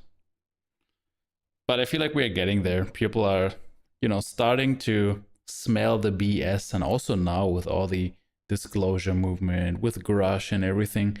And I mean, in a way, I like Grush, but like journalist is also talking about that. Also, he's kind of controlled by Peter Thiel, and it's, man, it's always this. You have this protective layer around all these whistleblowers. You know, it is sad. It is sad. So, you know, my problem with Roswell is okay, if it was ET, if it was genuinely extraterrestrial, and if you genuinely suspected that it was, why would the Air Force then bring in a bunch of Nazis to look at it? Are we gonna be that security stupid? No. Right. Well, Probably one of the fascinating things is you've got a weird history with Roswell. There's no question about it. It's very because you've got Guggenheim funding, you know, Lindbergh and Goddard. And Lindbergh sets it up for Guggenheim to set up Goddard there in 1931. And, hey, set off rockets left and right, you know, and Parsons is so interested in Goddard's work. You know, he's creating these incredible scientific equations for rocketry, and he's in touch with von Braun. I mean, it's a lot of weird people associated around Roswell. But the fact that Goddard is setting off... Don't forget Senator Joseph McCarthy. Oh, yeah, right. he's definitely connected to the story. Yeah. Man, I want to get the insider jokes too, bro. But I don't get it. You better help me, man. What's going on with that guy? No question. In his own inimitable way. And that brings Roy Cohn on the scene. Well, that brings Roy Cohn on the scene. And when we drag Roy Cohn onto the scene, we're dragging Donald Trump onto the scene. Exactly. And you were the one who proved that McCarthy and Cohn in the Army hearings were bringing up Roswell. They were talking about Roswell and the UFO, and that's why they shut him down. Yes, it's not the story we have been told at all. And if that sounds crazy, folks, I'm also the only guy that went out and got the transcripts from those hearings and can take you through, as I do in the book, line by line as to what they're saying and why they're saying. And it's clear they are touching on the UFO topic and asking about Roswell and certain dates in July of 1947. It's amazing. And dude, he's the only guy that got that info out of the archives. Crazy. Mr. Farrell, man. Dude, this guy, I swear. So much value. It's crazy. It seems it seems like Cohn in his questioning is blackmailing the guy on the spot. Oh, Cohn is, and Cohn resort to such tactics? No. He's basically like, I'm going to expose your whole UFO program if you don't go my way. Well, this is the guy that sent the Rosenbergs to the electric chair. So yeah, he's not above. Yeah, he's not above. Unbelievable. Lawyerly underhandedness. It's amazing, and the characters, how they recur through history. You know, I was finding this whole thing about Earl Warren running as Tom Dewey's VP. You know, and being involved in that Rosenberg case, and then all the people around the Rosenberg case reemerge in the Kennedy case. It's like 13 years later. Very strange. It's very strange, and you know, I'm of the Franklin Roosevelt school here. One of the few occasions I agree with the man. If it happens in politics, it's not a coincidence. Right, it was planned. It was planned. The final thing on the Reza Nitinol Mondaloy combination is one of the aspects of that memory metal was, according to Marcel, no matter what you did to it heat wise, nothing could change its condition, composition. That seems to be the foundation of the patents for Monica Reza. Yeah. And her patent for Mondaloy. this is the interesting thing. Now, her partner in that patent passed away of cancer in 2014. This other woman, Dallas Hardwick, who was also a scientist. And here's what's interesting to me. There was an announcement that they have some problems now with the Mondeloy patent because they have industrial issues because the founder is dead or missing. So there's something now on the production side that says we might not be able to use the Mondeloy because the patent required the person who had developed it in the first place in order for it to work. Joseph, what is going on there? That's weird. Well, Joseph, tell me more. There's two answers, and probably no one's going to like either one of them. The first answer is it's pseudoscience. That's the usual response that we get whenever we encounter claims that some sort of exotic technology only can work in the presence of the person who invented the exotic technology. Okay, think John Worrell Keeley in the 19th century. Any number of other people. Royal Raymond Rife and his microscope. Yes, I'm a big fan of Keeley. Well, yeah, there's all sorts of examples of these types of phenomena where an exotic technology has been claimed and then denounced because it has only been able to be operable or operate correctly in the presence of its inventor. That's the first answer. The second answer is one that a diehard materialist science, a Richard Dawkins or a Charles Darwin or a standard sort of physicist are not going to like. And that's something that Lieutenant Colonel Tom Byrd, who was analyzing this type of phenomena in a paper that he wrote many years ago. I forget what the name of the paper was. But he called it a local structured potential.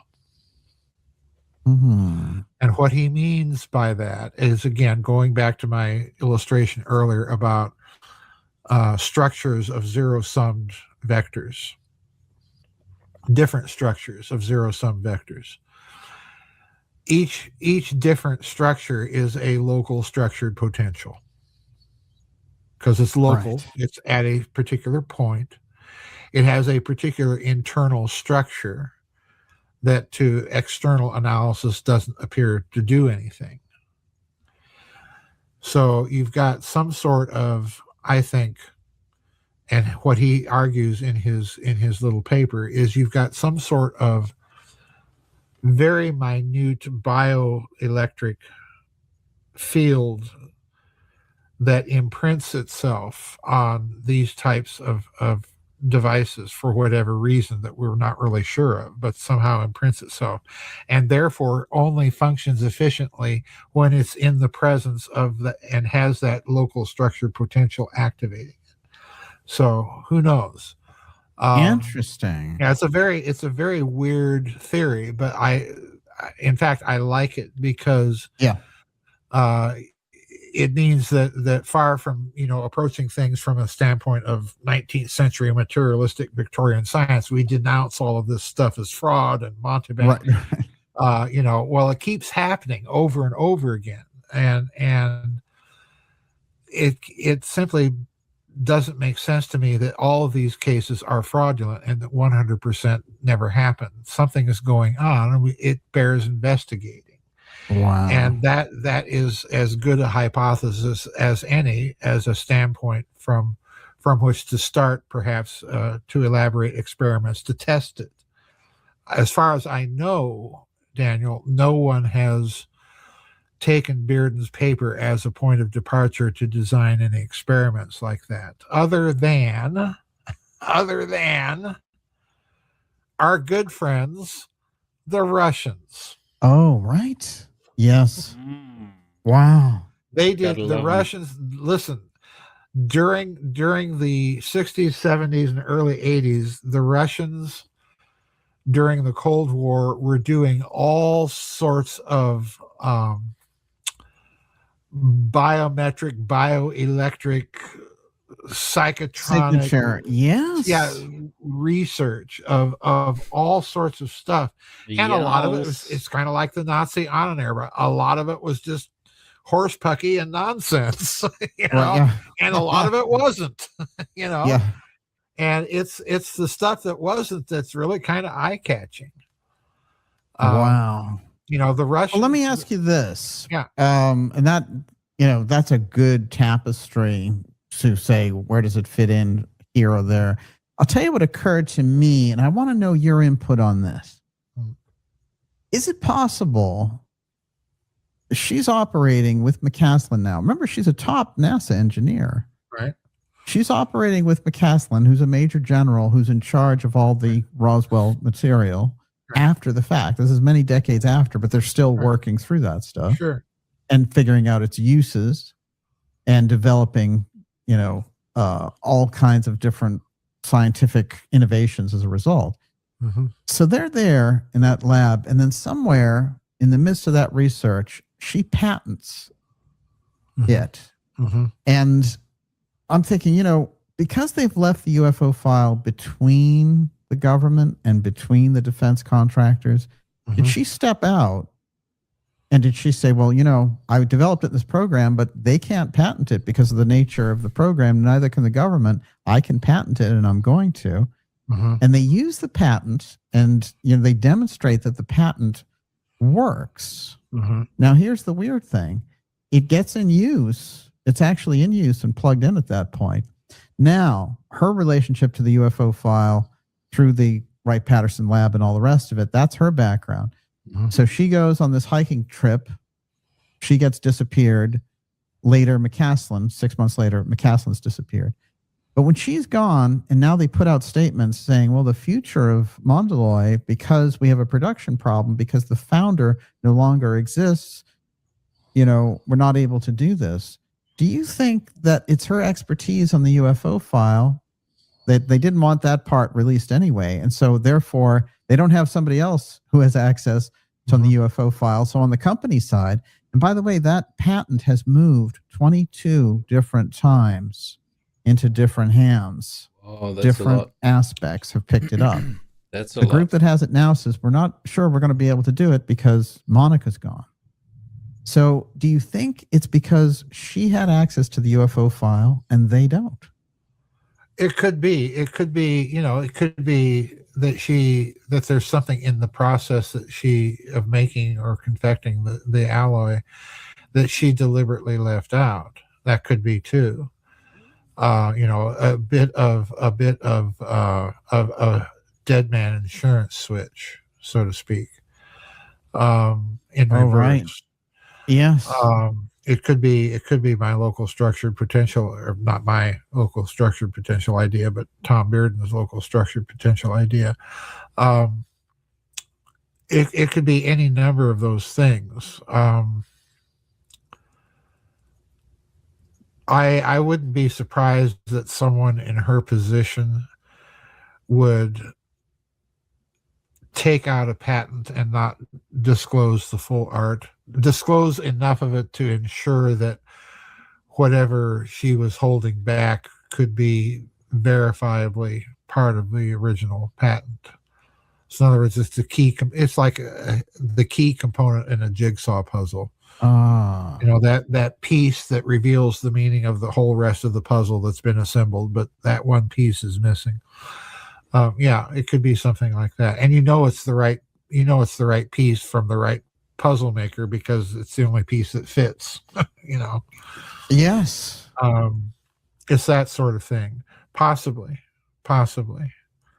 It would be difficult, I would think, to be a materials engineer and do something like that. It would require a great deal of expertise.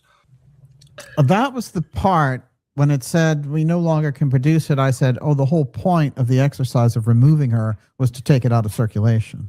Yeah, it could be. It could be.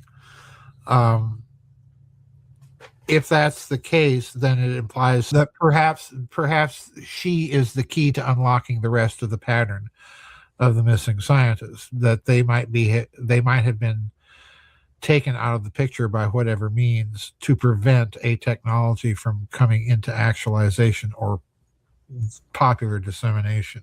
That's possible. Oh, wow, incredible, Joseph, phenomenal. And of course, as we're flooded with these headlines and things around the UFO file, around the missing scientists, in your work in the background, we can see so many of the linkages of the different groups that are involved there. I know you're working on a new book. I just want to take that moment to ask you if you if you have any kind of timeline for it here. I just got a couple of books in the mail yesterday that I have been waiting for that were necessary to flesh out one of the chapters. I don't have any timeline as yet. I'm hoping before the end of the year to get it done and out, but this is a difficult one because I'm telling the middle of the story. And it's the middle of the story that is really problematical because there's been a lot written about the middle of the story, but not by people like us. That are interested in the weird areas. So, everything I'm reading is by all these bland, Wall Street Journal type people that are into their graphs and their charts and their kind of boring stuff. Average typical explanations of things, and they I do have some of the book written, and I have right at the beginning of it I have an epigraph that if it doesn't make you stop and think, you're just not paying attention. Right.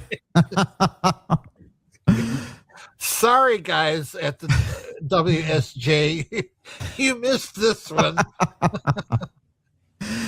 Can we say that there's something about television in it? Yeah, you could say that.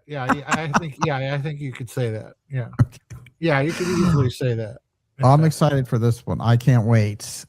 Joseph, it's great. The trouble is I've got to fit all this together, and I don't even yet know that it's going to be possible. So this may not end up being a book. And if it does end up being a book, it may be the most disjointed gyro gear loose contraption that's ever been unleashed on the public. I can feel the enthusiasm that you have. Oh, yes. Bubbling over. Now, Joseph, in part one, you alluded to Einstein's secret UFO physics. Can you elaborate on that here? Here we go. All right. Absolute differential calculus. This is the textbook on tensor calculus. All right. Oh. This is the stuff Albert Einstein uses for general relativity. And look at the name down here. I'll hold it up. Tullio Levi-Civita. Okay. The Italian mathematician that basically invents tensor calculus. Okay. Mm-hmm. So it's his baby. What year? Maybe roughly. Oh, this book was, hang on. 40s? Oh, no, earlier than that. 26. Damn. 26. 1926. Wow. Now, when you read this, you read chapter titles like hypersurfaces in Euclidean space, congruences, and then conditions of normality, and then the last several chapters of this book are dealing with relativity theory in one way or another. All right. Oh, wow. Now, what people don't realize is that when Einstein published general relativity in 1916, when he published it, Levi-Civita was alive, and he went through Einstein's math. And what did he say? He said it's garbage. Wow. he basically Wow. He basically powerful. Yeah. well, that's not the end of the story. He basically wrote a 9-page, I think about 9-10 page article in which he said that Einstein's gravitational tensor was mathematical gobbledygook. It was nonsense. Wow. It made no sense. That's what Incredible. he was saying. Well, that, of course, piqued the great Albert's ire, and the great Albert started a correspondence with Professor Levi Civita that went on for quite some time. And I'm thinking, okay, let's put all these clues together. Missing scientists, Ben Rich, Eric Weinstein. What do we got? The early fundamentals that they came out with publicly were flawed, maybe intentionally. Yeah. Maybe intentionally. So I'm thinking, okay, if there's an error in the equations, did Ben Rich sit down and plow through this little known discussion between Einstein and Levi Civita? Maybe that's it. I don't know. Interesting. Okay. But what I'm getting at here is everything that I'm telling you about this little known dispute in science is about what? It's about gravity. General relativity is basically Einstein's geometrization of the theory of gravity. That's basically what it is. Now let's go to another point, and that is the Mexican physicist Miguel Alcubierre. Because back in the 1990s, Miguel Alcubierre published that now very famous paper on warp drive. Okay. Right. Really? And, people keep finding this and sending it to me as if it's... Dude, there's so much stuff I don't know. Oh my God. So there's like official work on a warp drive. That is interesting. News. Well, yeah, it's been around for quite a while. Yeah. The problem is, if you read the paper, the mass energy conversion factor that Alcubierre's paper kind of indicates is necessary to achieve that kind of warp capability would be the mass energy equivalent of the planet Jupiter. Oh my God. Yes, so wow. It's way outside the realm of human capability. All right. However, again, here's a little clue, a little indicator that something is going on in the physics world that may hint that they have actually developed a physics that Eric Weinstein and me and you don't know about. Because, pardon me, in NASA, there is another scientist by the name of Dr. Harold Sonny White. And Dr. White reworked the metric aspect, the measurement aspect of Alcubierre's paper, and said, no, the mass energy conversion factor isn't nearly that big. And when he worked it out with the new figures, so to speak, he came up with a figure that was within the potential ability of humanity to accomplish if one wanted to project forward into history.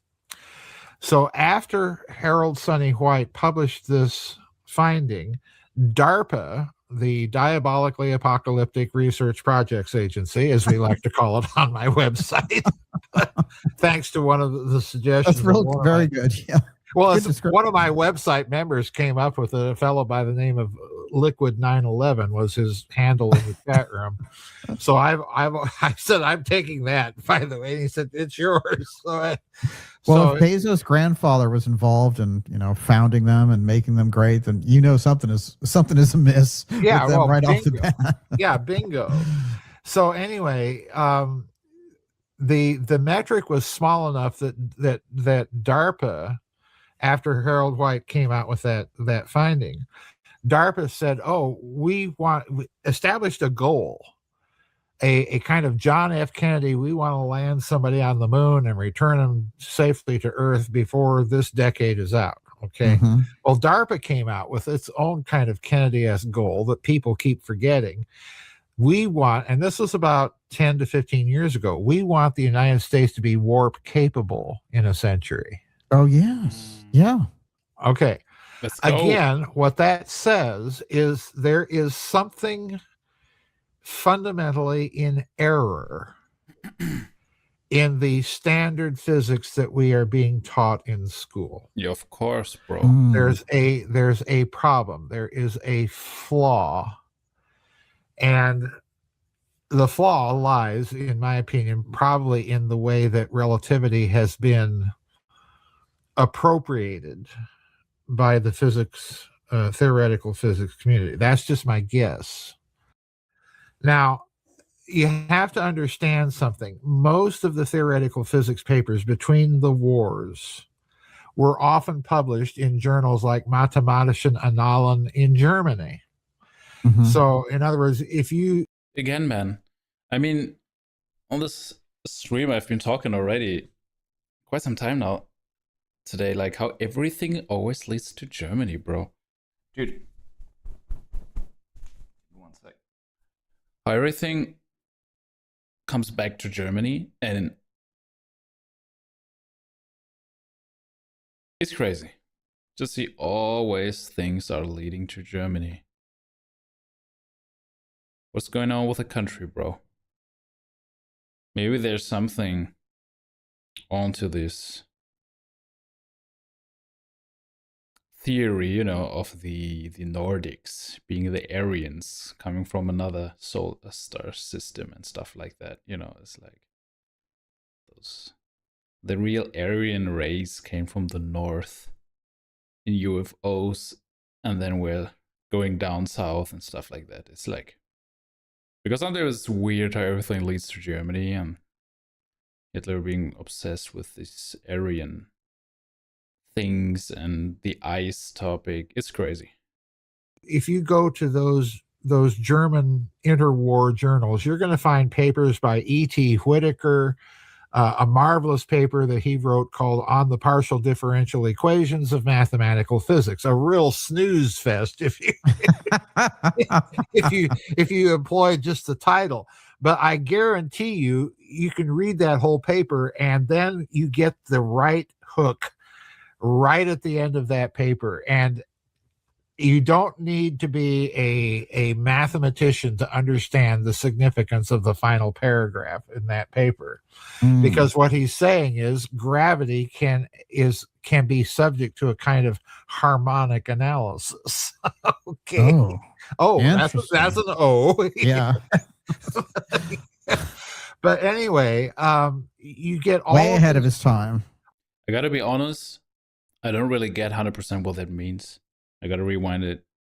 Maybe I don't get it because I'm not English, like natively, but give me one sec.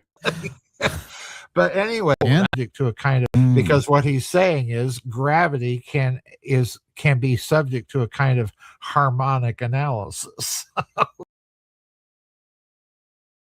Does that mean like that it's questionable what it really is?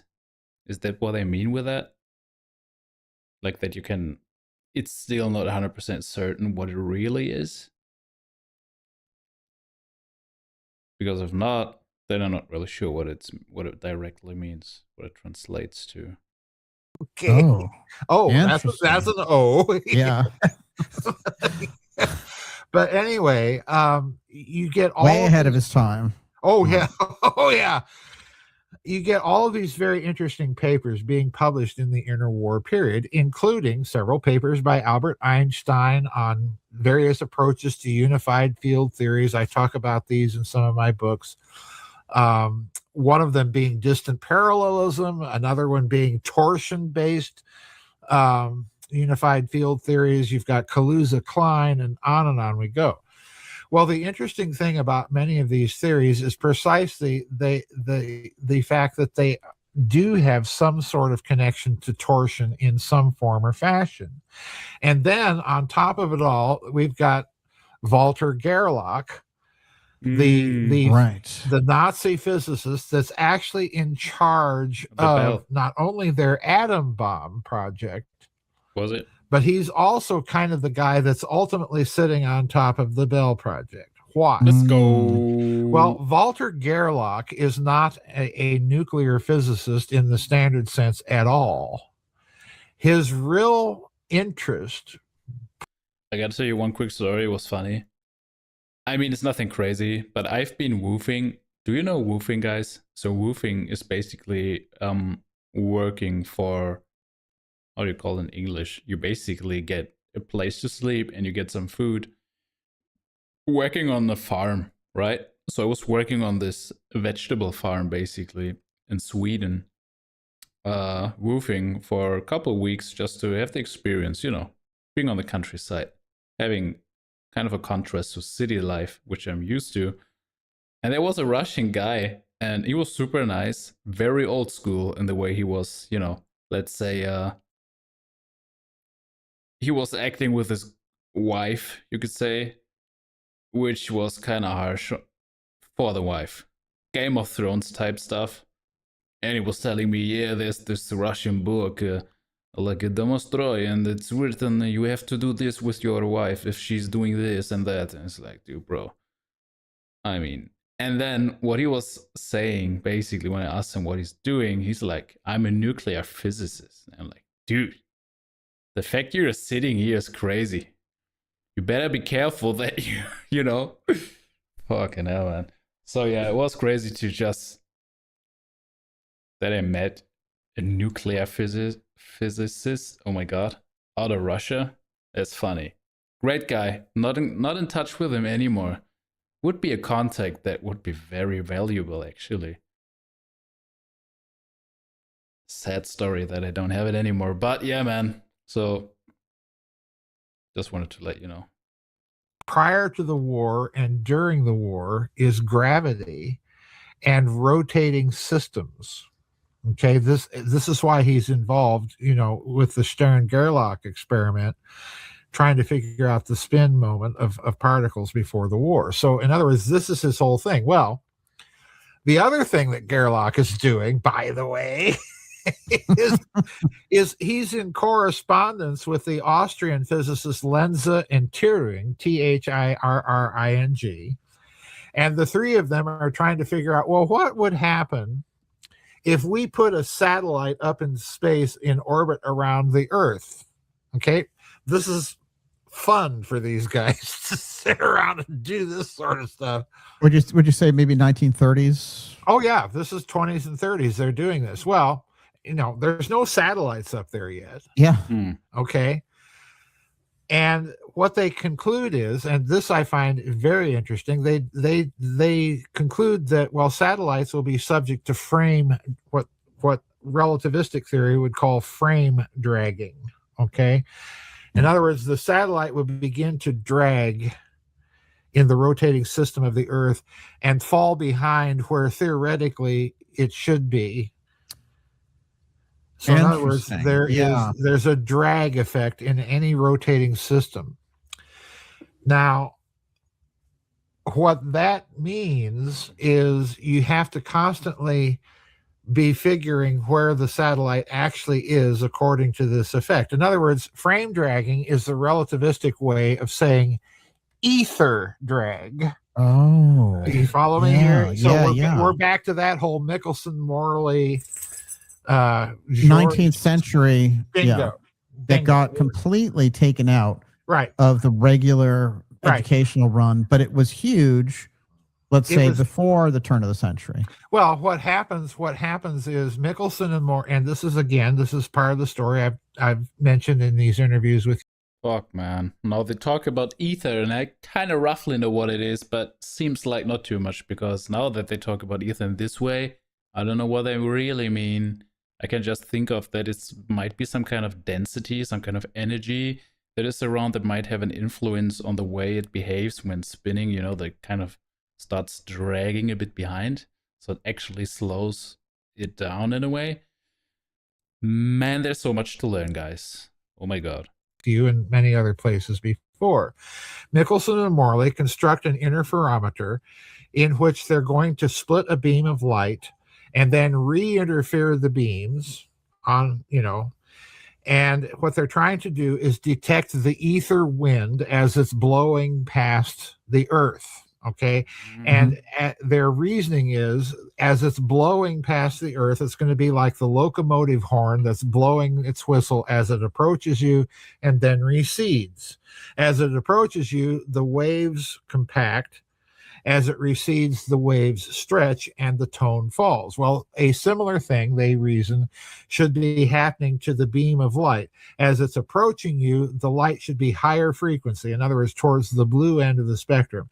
As it recedes and experiences the ether drag, it should fall towards the red and infrared end of the spectrum. Okay, that's what they were trying to find. They were trying to detect the ether by splitting a beam of light. Unfortunately, when they performed their experiment, nothing happened. Oh. Okay. So that's when you get Henrik Lorentz, the Dutch physicist, the Lorentz transforms, which are used by Einstein in special relativity to explain why we're not getting any ether drag. And that's when you come up with the idea that the speed of light is an absolute constant across all frames of reference. That's where it starts. Okay. Now, the problem is that keeps being forgotten in physics is that there was in 1913, after special relativity had come out and been basically stamped with the stamp of approval by everybody, there was a French physicist by the name of Georges Sagnac, Sagnac. All right. And Monsieur Sagnac says, wait a minute, not so fast. You stupid Americans, meaning Michelson and Morley, you stupid Americans designed your interferometer in the wrong way, and therefore you weren't going to detect anything. Oh. Every system, here's his reasoning, every system that we know of in the known universe is a rotating system. From the very small to the very large. This is kind of a constant. So your interferometer needs to be in a rotating system. Split the beam of light in a rotating system and have the beam of light that's going in the direction of the rotation interfered back together with the beam of light that's going against the rotation and see what happens. Well, he performed his own experiment, and voila, he detected an interferometry pattern, and that meant that there was an effect, a frame dragging ether effect by dint of the rotating system. That's Lenza, Turing, and Gerlach. Amazing. Yeah. So in other words, even these simple physics facts, they're in the public record. Okay, I'm not telling you anything that's not there in the public record, but what I am saying is some of these things go against the public narrative physics that we have been taught to believe. Definitely. I mean, this is something huge that you would have to learn in school to make sense of certain things, right? Like talking about this drag effect coming from the ether, dude. And that's what I mean. Like, he's just dropping those kind of facts, man. Oh my God. Okay. And they could you say that they all have to do with rotation and gravity and spin. Nazi Bell. Plasma.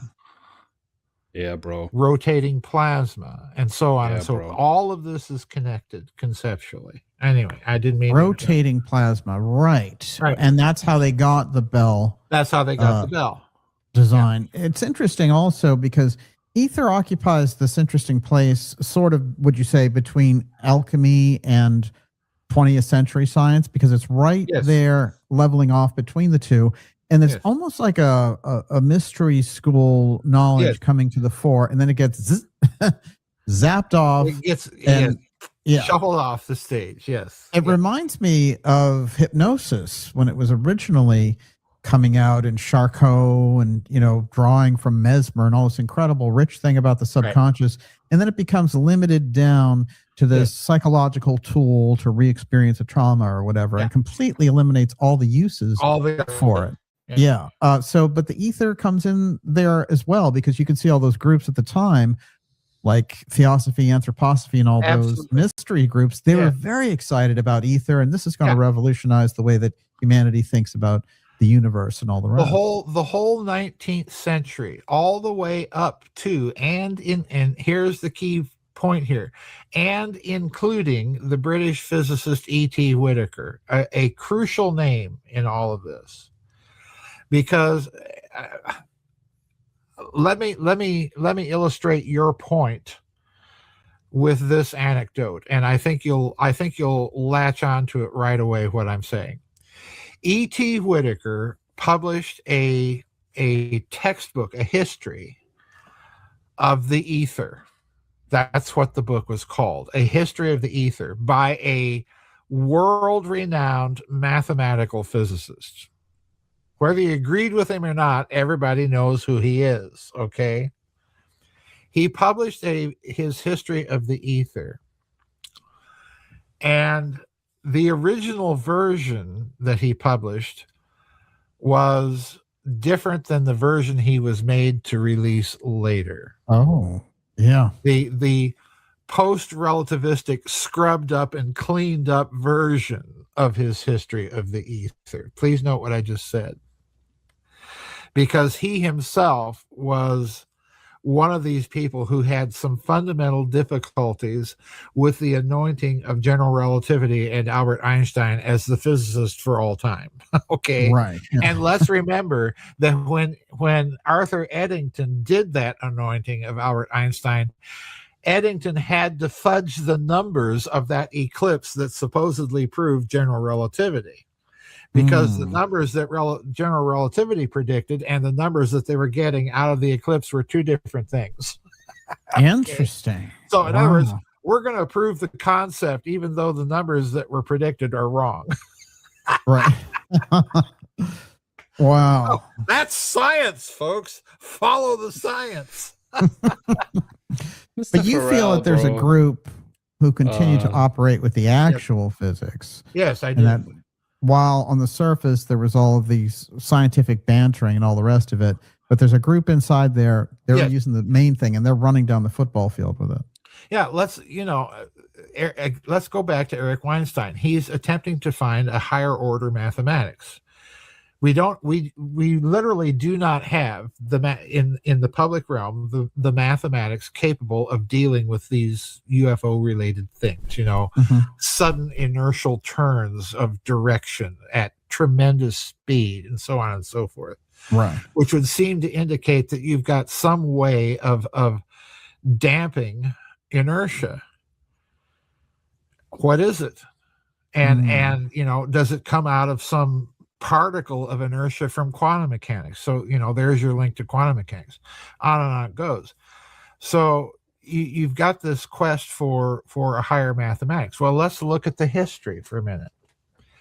We know for an absolute fact that James Clerk Maxwell, when he published his theory of magnetism and electricity, basically unifying electricity and magnetism into electromagnetism, when he published that first theoretical unification in physics, he used a form of mathematics that we do not use today called quaternion geometry. And as a result of his use of that different mathematical language, he came up with a very different version of electromagnetic theory than is taught today publicly, because Oliver Heaviside got a hold of Maxwell's equations and took them out of that mathematical language that Maxwell had couched them in and put them and refashioned them into partial differential equations that you learn today. Okay, so you're not even using the same kind of mathematics when you're learning Maxwell's theory. This is my point. And as a result of using Heaviside's notation, you're missing some of the major points that Maxwell made in his version of the theory, such as scalar potential. Oh, shit. What is the name of that geometry again? Quaternion geometry. And where are they getting the quaternion? Here. I'll show you. Yes. Okay, there's a little book on quaternion geometry. Interesting. It's a little Dover book. The author's name is Simon Altman. Okay. But the inventor of quaternion geometry is an Irish mathematician by the name of Rowan Hamilton. All right. So when you see physicists talking about Hamiltonians, they're referring to Rowan Hamilton. The interesting thing about what Maxwell was saying is there is an infolded pure magnitude of force. You know, in my book, The SS Brotherhood of the Bell, I have those diagrams of what happens when you get rid of the scalar potential and use a zero-sum vector as replacement for the scalar potential, because you can have three vectors all converging on a point that sum to zero. In other words, the zero vector means it doesn't move from this point to that point. That's what it means. Okay. But the problem is I can have 5 vectors converging at a point that sums to zero. And if I'm taught that all zero vectors are replaceable, then the 3-sum zero vector is going to be replaced and equivalent to, mathematically, the 5 zero vector. Follow me? But the internal structure of each zero vector is different.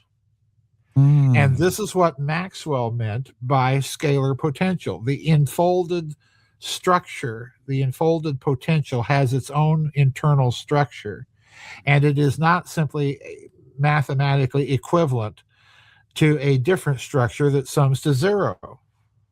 Follow me? Yeah. So in other words, because the mathematical language was changed, a major portion of Maxwell's theory became overlooked. At least that's the way we've been taught to interpret it. But I don't think that this is the case. I think that research continued. So I think what you have eventually is you've got all these indicators of suppressed mathematics, suppressed mathematical models, attempts to resolve the resulting confusion of the suppression by invention of higher dimensional theories to account for it, you know, Kaluza-Klein and on and on. So in other words, what I'm telling you is the last 200 years of theoretical physics looks to me and to many people as if it has been deliberately diverted into a dead end. Of course, dude. And I feel like that this is one reason, seriously, that people, and I would actually consider myself to be one of them, that people that have like a strong gut feeling, and I would also call it also known as the intuition, right? And I feel like that people, or not people, but like children, especially small children, they can very, very much feel intuitionally if something is like true. Is this something with essence? Do you know what I mean? And I feel like this is one reason why many people just shut their brain off in school. Not just because it's like the way they do education, so like everybody's sitting down and you have this like frontal education, like one teacher in the front, you know, which is kind of like an old school way of doing things. But also because it's just not important stuff. And kind of things where you can feel intuitionally that it's not really getting you anywhere. Because I feel like this is something that you stumble across many times when you see like scientists that really research the interesting stuff. They quit university because they feel like as soon as I went into this direction, I did not get I got no funding for nothing. You know, so I had to do things privately, got a lot of problems. You get kicked out everywhere. So that's basically our educational system. Like, I mean, if you talk about like who's, you know, however you want to call it, the architects of our matrix and stuff like that. The whole system is kind of adjusted in a certain direction so that you never really stumble across the really interesting things. I mean, you do stumble across them if you open your eyes, as he's doing, and many other people and you are doing, that is watching right now, because otherwise you wouldn't watch that stuff, right? But a lot of people don't get it, and this is crazy. And I feel like, seriously, this is a big reason why a lot of people just suck, you know, in school, even though they don't suck. They just feel like it's just pure BS. I'm being taught that it's not bringing me further in life. Yeah, man. So very, very interesting to hear this. Interesting. Yeah. There is a mathematics somewhere that can handle all of this. Maxwell was using part of it. I don't think he was using all of it, because I don't think it had been all invented yet. But at least Hamilton was on the right track when he came up with quaternion geometry and so on. So you get a very different kind of mathematics than what we are taught in physics today. And if all you know is a truncated version of the mathematics, then the mathematical models you're using in your physics is also going to be truncated. And you're going to create problems, you know, like how do you reconcile general relativity and the standard theory of quantum mechanics? How do you create a geometry to reconcile the two? Right. Well, it's interesting. Let's take a figure like Thomas Townsend Brown, for example. Okay. Byfield-Brown effect. Right. UFOs, anti-gravity, acoustic fan, all the incredible things he was part of. Now, he's the kind of a figure that, say, like the U.S. government could say, we want to take you, you're going to work on the actual physics, by the way. Dude, in this picture, he looks like... What? Is it Tommy? Oh my god. He looks like this small guy. The small... Oh my goodness. Give me... From Peaky Blinders. Give me one sec. Gotta look it up. Ah, not Tommy. Oh my goodness, Jody. Tommy's the main character. Oh my god. Give me 1 second. Oh. Some time ago I've watched it. So who am I talking about?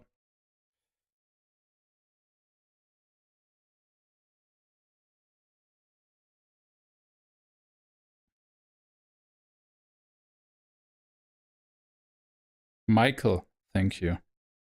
He really looks like Michael, dude. It's crazy. It's very, very interesting. Not in a serious way, I just find it funny. Almost like one of these time travel videos. Time travel pictures, do you know those? Like when you see actors, like John Travolta and stuff. The modern version, and then this like guy out of the 20s or something that look just alike. It's crazy. There's the stuff up here we put out publicly. That's for everybody else. You're working in these black projects. And so he's somebody who maybe is an interface type figure for this. Yes, absolutely. I think so. I think this gets us into Huntsville and back to the Nazis and what's going on, because there is a place at which I disagree to a certain extent with Professor Weinstein, and that is that if you look at the history of ufology, of these exotic technologies, that whether they're true or not, they're there in the record. And this is the problem, that we have not really come up with good explanations of why these things are in the record. I attempted to do that, with my attempts to reverse engineer what I think may have been going on in those Germans' heads with this weird Bell project. Well, let's do the same thing with Thomas Thompson Brown. he's playing around with his gravitators, and he's concluding that he's accessing some sort of coupling effect between electromagnetism and gravity. And he concludes that fairly early on in his career, but he provides the proof of concept for it because some people say, oh, you're just creating an ion wind. That's all you're doing. Okay. So in other words, you're getting all these effects through an ion wind.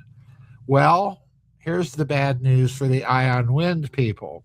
The government of France in the early 1950s invited Townsend Brown to France. Really? And said, we can make the equipment available to you to test your gravitators in vacuum. Oh, shit. And prove once and for all whether or not they were achieving these levitating effects through ion wind. Oh, wow. Okay. Right in the lab, basically. Right in the lab. And he went over and performed his experiments, and sure enough, they're still doing the same dang thing. Oh, wow. Under conditions that it was impossible to create an ion wind.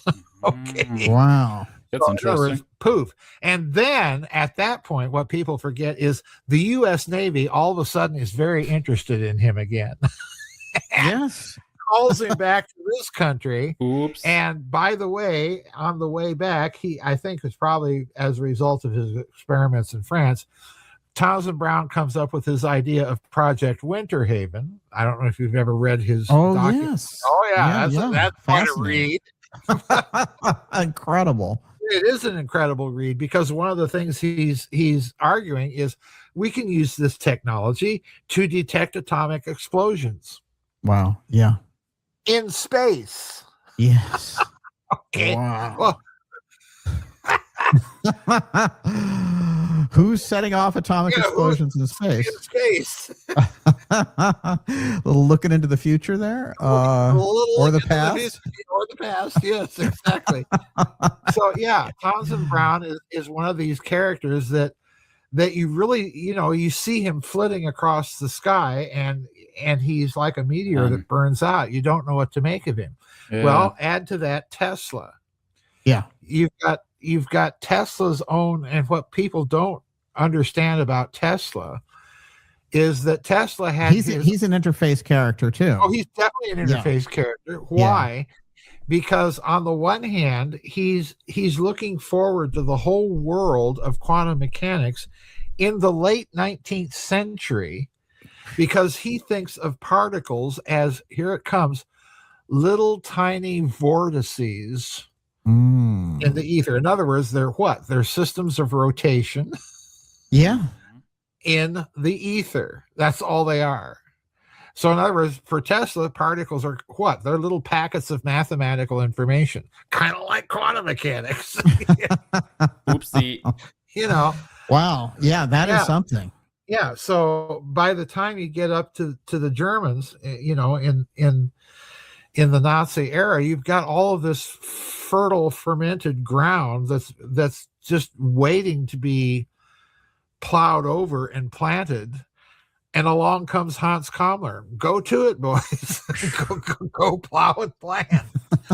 You've done amazing. I don't care what the Führer says, and I don't care what Himmler says. Just go do it. There are hints there, and you've done amazing background on Kammler, and I would say deeper than the official biographers, because of how you track his many different 9 lives, and also his possible destination of his special projects.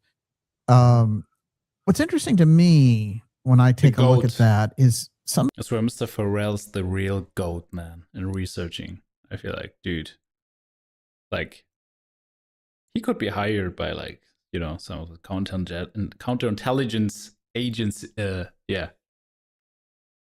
Agencies. It's like, man. Somebody like Kammler and somebody like von Braun, they operate in this interesting space where, and you've mentioned this before, that von Braun actually got into trouble at a certain point saying, I want to pursue this for space purposes. I'm not interested in this war stuff. but he was saying it internally, and the Gestapo basically is after him, and he has to be rescued by his boss there. Right. And we think about that and Dornberger's later influence on NASA.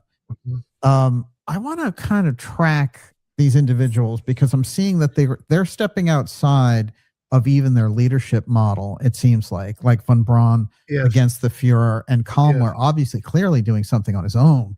Yes. And he's entrusted also in a way, as you've mentioned, beyond. I mean, Hitler giving him the charge of all these programs is remarkable. So give me Kammler and von Braun, and then we go to, of course, recruit von Braun, and we get his boss, Dornberger, but Kammler is lost in the mix somewhere. Well, there are people in this country that have argued the case that Kammler was part of the American booty. Okay, yeah. There are people that have argued that case. I do not doubt that the United States may have had some contact and kept tabs of Kammler, but I am adamant to this day that the people that concentrate on the American end of the story are subject to one glaring problem. They always overlook Argentina. Mm-hmm. Yes. That's the problem. And Juan Perón and Juan Perón and that whole cesspool of junk that's going on in Argentina.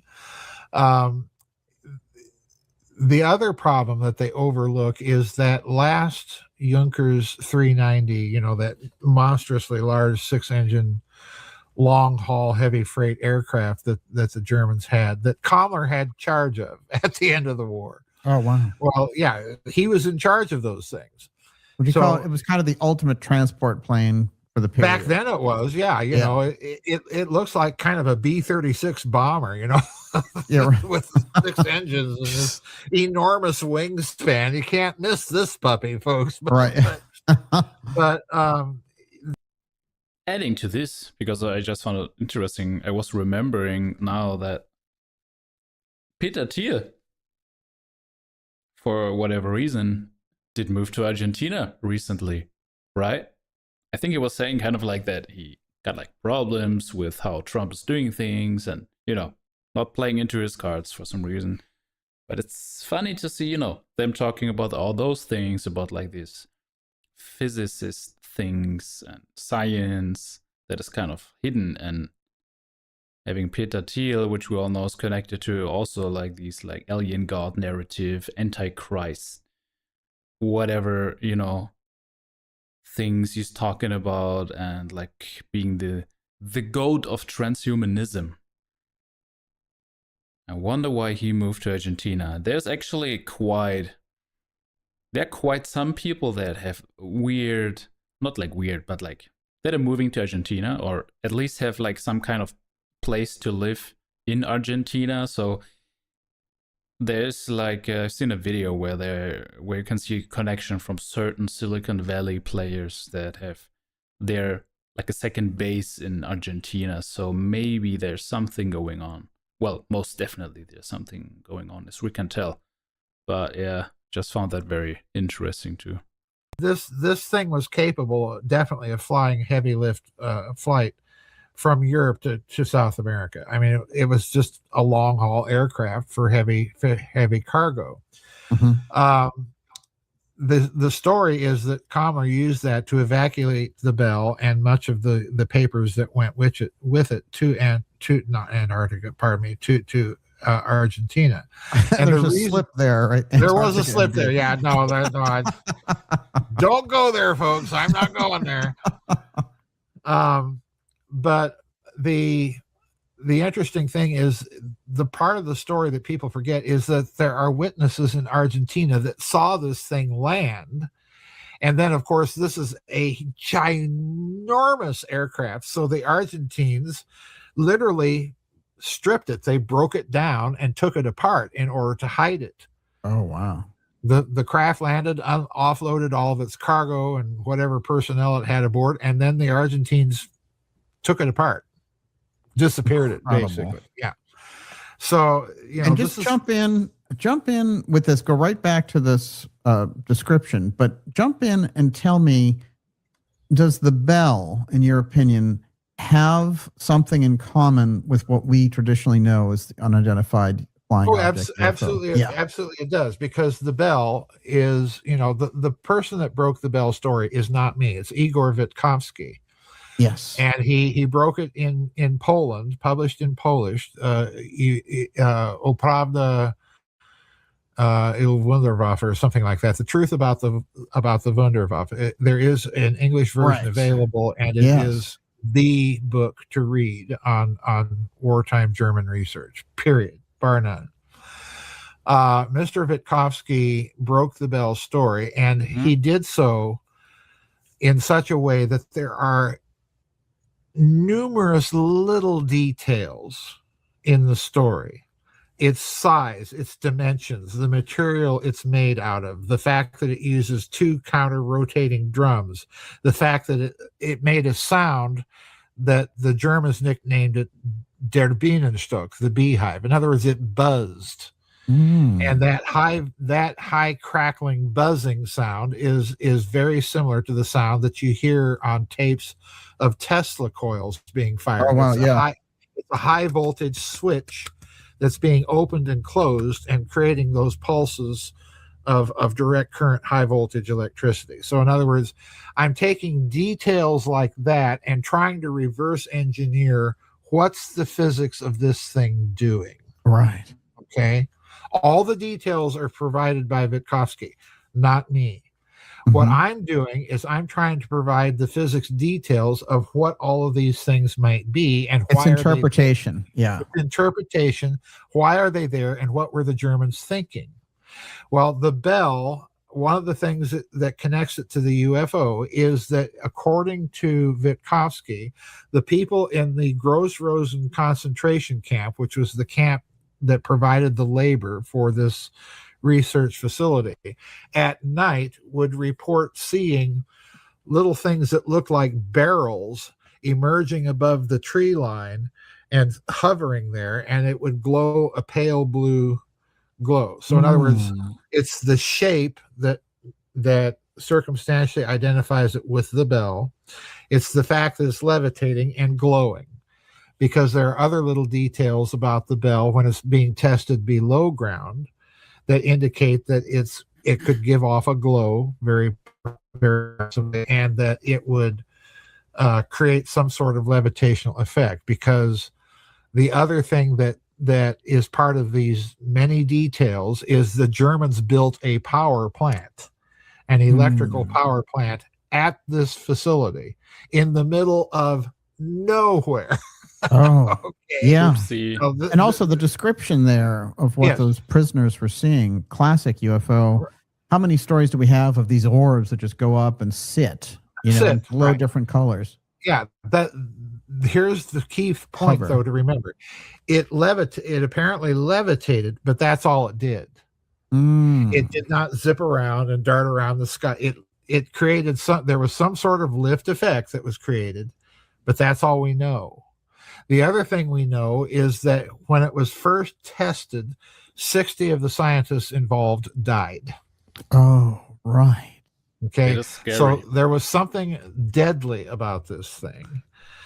That some effect coming off of this plasma bell experiment. Right. They're able to levitate it, but it causes this kind of human illness thing around the scientists working. I strongly suspect it was very, very high exposure to gamma rays. And the reason I suspect that is, in my reverse engineering, I concluded that at least one of the compounds that they were using to produce the plasma, that they were pulsing with all that high voltage electricity, was an isomer of thorium.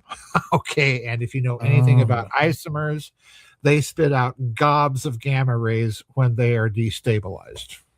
Oh, right. So if that's what they were doing, you're going to get zapped by some pretty potent, deadly radiation. The other thing, another little detail that is reported about the device is that people that were shielded properly from that effect also experienced metallic taste in their mouths afterward. And if you're familiar with the UFO lore and literature, this is often reported by close contactees with UFOs that experience this metallic taste in their mouths. So there's a lot going on with the Bell story that connects it to all of this. Now, here's the interesting thing. And we're lucky to have it, because it would have been lost if it wasn't for that whole thing about the division of Germany. Right. You know, after the wall falls and the reunification comes back together, East and West, then that's where a lot of these court cases and things pop up. Oh, yes. The reunification of Germany is what really unleashes this torrent of information, because most of the facilities that I'm talking about that are connected to the Bell or to the UFO, you know, the German flying saucer project and so on, or even the rockets, all of those facilities were in what became the Eastern Soviet zone of East Germany. So we don't know about any of it because all of those facilities were behind the Iron Curtain. And on top of that, like many of the facilities that we are aware of that we encountered in Western Germany, the SS booby-trapped those facilities when they closed them down, and the Soviets wouldn't even bother going into them. Oh, wow. So in many cases, it took after the war people that would go in and start researching. And something about the Bell, Joseph, required incredible high voltage. Yeah, it required incredible direct current high voltage. That's why they built a power plant there. You know, because here's the dirty little secret why Edison lost the power wars in this country. Edison wanted everything to be direct current. Well, if you know anything about direct current, it falls off dramatically. Yeah. From the power end to the load end. Right. You know, so you need every couple of miles a different power station just to keep the thing need a power going. plant, you know, to power this stuff, because that's how quickly it falls off. Yeah. Well, the fact that the Germans build an electrical power plant in the middle of nowhere, you know, where the biggest village nearby is 500 people, you know, right. You don't need an electrical power plant for a village. But so you do high need experiments. If you do, if you're dealing with high voltage, direct current electricity in a plasma experiment, you need a power plant. Yeah. There you go. Yeah, absolutely. Now track the Bell for me, since we found out about it in this kind of reverse engineered way after reunification and these other things. There were rumors about it too, but really we didn't get anything solid till then. Now the Bell, basically, it represents a kind of innovation of technology. We also hear about Nazi saucers. Yes. And that's something that goes on back there. We've talked about John Warner IV coming on here and saying his grandfather, Paul Mellon, saying he goes over to Germany after the war and he stands on a craft that is a football field and a half in diameter. So there's something there which never made it into the regular record books and standard history at all that's coming out of Nazi Germany. Most of those saucer stories, if you delve into them, and I have, most of them concern themselves with suctioning the boundary layer, that thin layer of molecules of air on the surface of an airfoil. Most of them have to do with suctioning the boundary layer in a saucer-shaped sinterized metal. Sinterized metal is metal with very, very tiny pores that go all the way through the metal. So you're literally sucking atoms of air in a kind of saucer-shaped jet engine. So in other words, these Nazi saucers are, for the most part, when there are any details about them, they're saucer-shaped suction aircraft, much like the post-war Avro car in Canada that you've seen, floating around. I think that Avro car personally is a bit of a deliberate psyop and distraction. Right, because they're like, oh, look, we can't get it off the ground. We can't get it off the ground, and it's not stable. Yeah. Oh, shoot. Guess those flying saucers don't work. don't work. Back to the drawing board. That's what I think happened. There were patents taken out in this country by Germans after the war for suction-shaped, saucer-shaped suction aircraft, and the United States Air Force, we know this for a fact because we've seen pictures, experimented with the same idea and with some fairly big airframes too. So the idea that the Nazis were doing this is, to me, not all that fanciful. Mm-hmm. They probably would have encountered the same difficulties with those airframes that we did afterwards. These craft are not the exotic technology like the Bell. The Bell, to me, is the exotic technology par excellence, because it according to the story, it clearly achieves some sort of levitational effect. And even if not, what they were doing in terms of the plasma research in connection to energy sources and so on, I think is rather breathtaking. But the interesting thing about the Bell is I personally have always connected it to the Kecksburg UFO. Yeah. In fact, I think I'm probably the only one out there that has and has published about it, because the dimensions are the same, the shape is the same, the details of the one are suggestive of the other, like the so-called runes that are on the reported for the Kecksburg Acorn. Mm-hmm. I don't have any difficulty seeing the SS, that's in charge of the Nazi Bell, putting their SS runes and so on and so forth on that piece of equipment. So, even that little detail, I think, can be rationalized. But amazing. For me, the telling detail that connects the two is that the Nazi Bell was housed. The Nazi Bell, I think again, Igor Vitkovsky is correct. It's a kind of jazzed up plasma trap, because the Germans hit on the very happy idea that most plasma traps don't do, of rotating the plasma. And in fact, not only rotating it electrically, but rotating the plasma fuel itself mechanically. Okay. Mm-hmm. So it's a plasma trap that rotates. Wow. Okay. Yeah. That's. And so you have that fundamental working in 1940s Germany. You fast forward to December 65 when the Kecksburg crash happens. Yeah. You've got 20 years of development in between. You've got 20 years of development, and there's a fundamental thing that connects the two. It's great to see. One sec. That's interesting. Euro Club, 1856. 30s and 40s, and then we have that. And there's a fundamental thing that connects the two. Mm-hmm. It's great to see. I have to say, we might have to be in touch here very shortly, because they're talking about releasing more of this stuff in just a few weeks. So, the UFO stuff or more Jeffrey Epstein stuff? Right. No, it's the UFO stuff. They claim in a couple of weeks they're going to put it out. Oh sure. Boy. Jeez. So we might be back right here at this position in just a couple of weeks, if it's possible. Oh yeah. Anything's possible. I could drop my pencil and it might fall all the way through the earth. That's possible. Isn't that tensor physics of some kind?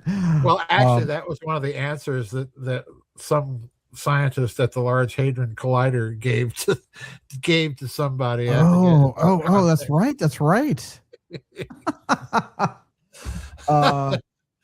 There's a few books here to recommend on what you put together. Oh, by the way, I forget now, but I learned I came across this woman who had interviewed Jesse Marcel, and just to wrap all this up, at the end of his life, and she was a college student at the time, but she didn't release these tapes and things till just recently. And I went through it, and he made a drawing now of the hieroglyphs, etc., and they looked a lot different than what the sun had done. And she noticed that too. Yeah. And he said, oh yeah, Jesse Jr. didn't get it quite right. I'm going to send that to you because I want you to take a look at it. It is very strange, and but it is such an unusual list of characters, not very hieroglyphic, so much. But I'll send that to you. I'd love to get your response on that. All right, fantastic.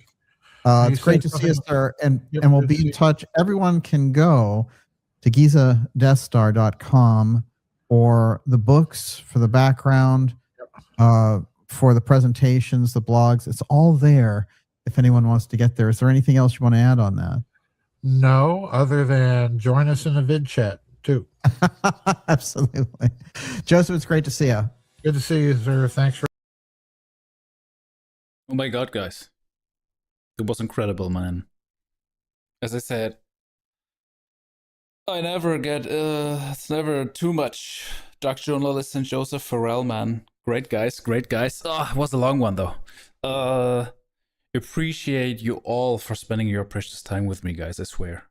And in case you didn't, I have to say it again, please subscribe to the channel, man. This would mean a ton to me and help me support to grow the channel and us as a family to, discover everything that is going on in this life and get answers for the questions that we probably all have in a way or another, man. Because the algorithm is crazy hard, so much AI stuff. But I gotta beat YouTube, man. I gotta beat YouTube. So, one day the day will come. We're getting there, guys. We're getting there slowly but steady. So every single one of you is appreciated. A lot. So let me know what you think of this whole topic, man. I mean, we went from JFK to those kind of things. It was like a big all-arounder. And yeah, it was the second part, luckily, because I thought we're gonna watch the video we watched before again. Kind of got scared for a second, but everything was working out perfectly. So yes, we can see everything is connected, and it is crazy to see that there's always another layer of things, right? We always think about, oh yeah, it's just the deep state. And then you go from this to that. And then you have Epstein. And then you think, oh, it's all Israel. And then you see, wait, but Israel's this. And then you look at the Khazarian mafia. And then it gets like further and further and further into the past. And then you have this layer that almost everything seems to be connected to aerospace things. Like all these black projects that are going on. So I find this is such valuable information that you never really stumble across anywhere, really, dude. It's incredible, and so much things that like Joseph Farrell is talking about all these scientists that we all take as like, normal scientists that everybody knows, kind of. But we don't know all the interesting stuff. All the interesting things are left out for a reason, of course. So I'm very, very glad I stumbled across those guys. So I will definitely continue to, do a Let's Watch with them. But yeah, man, if you have anything that you would like me to watch with you guys, please give me recommendations, suggestions, things you stumble across that you think are worth to take a look into. Yeah, man, everything. So I think with this one, gonna wrap it up as well. So I hope you all have a good start into the week, guys. And yeah, that's basically it. Not much to add. Well then, guys, have a great Monday. Have a great week. Videos are coming. Until then, have a good time with your loved ones. And I'm out of here, guys. See you in the next one. Till then, man. Ciao, ciao.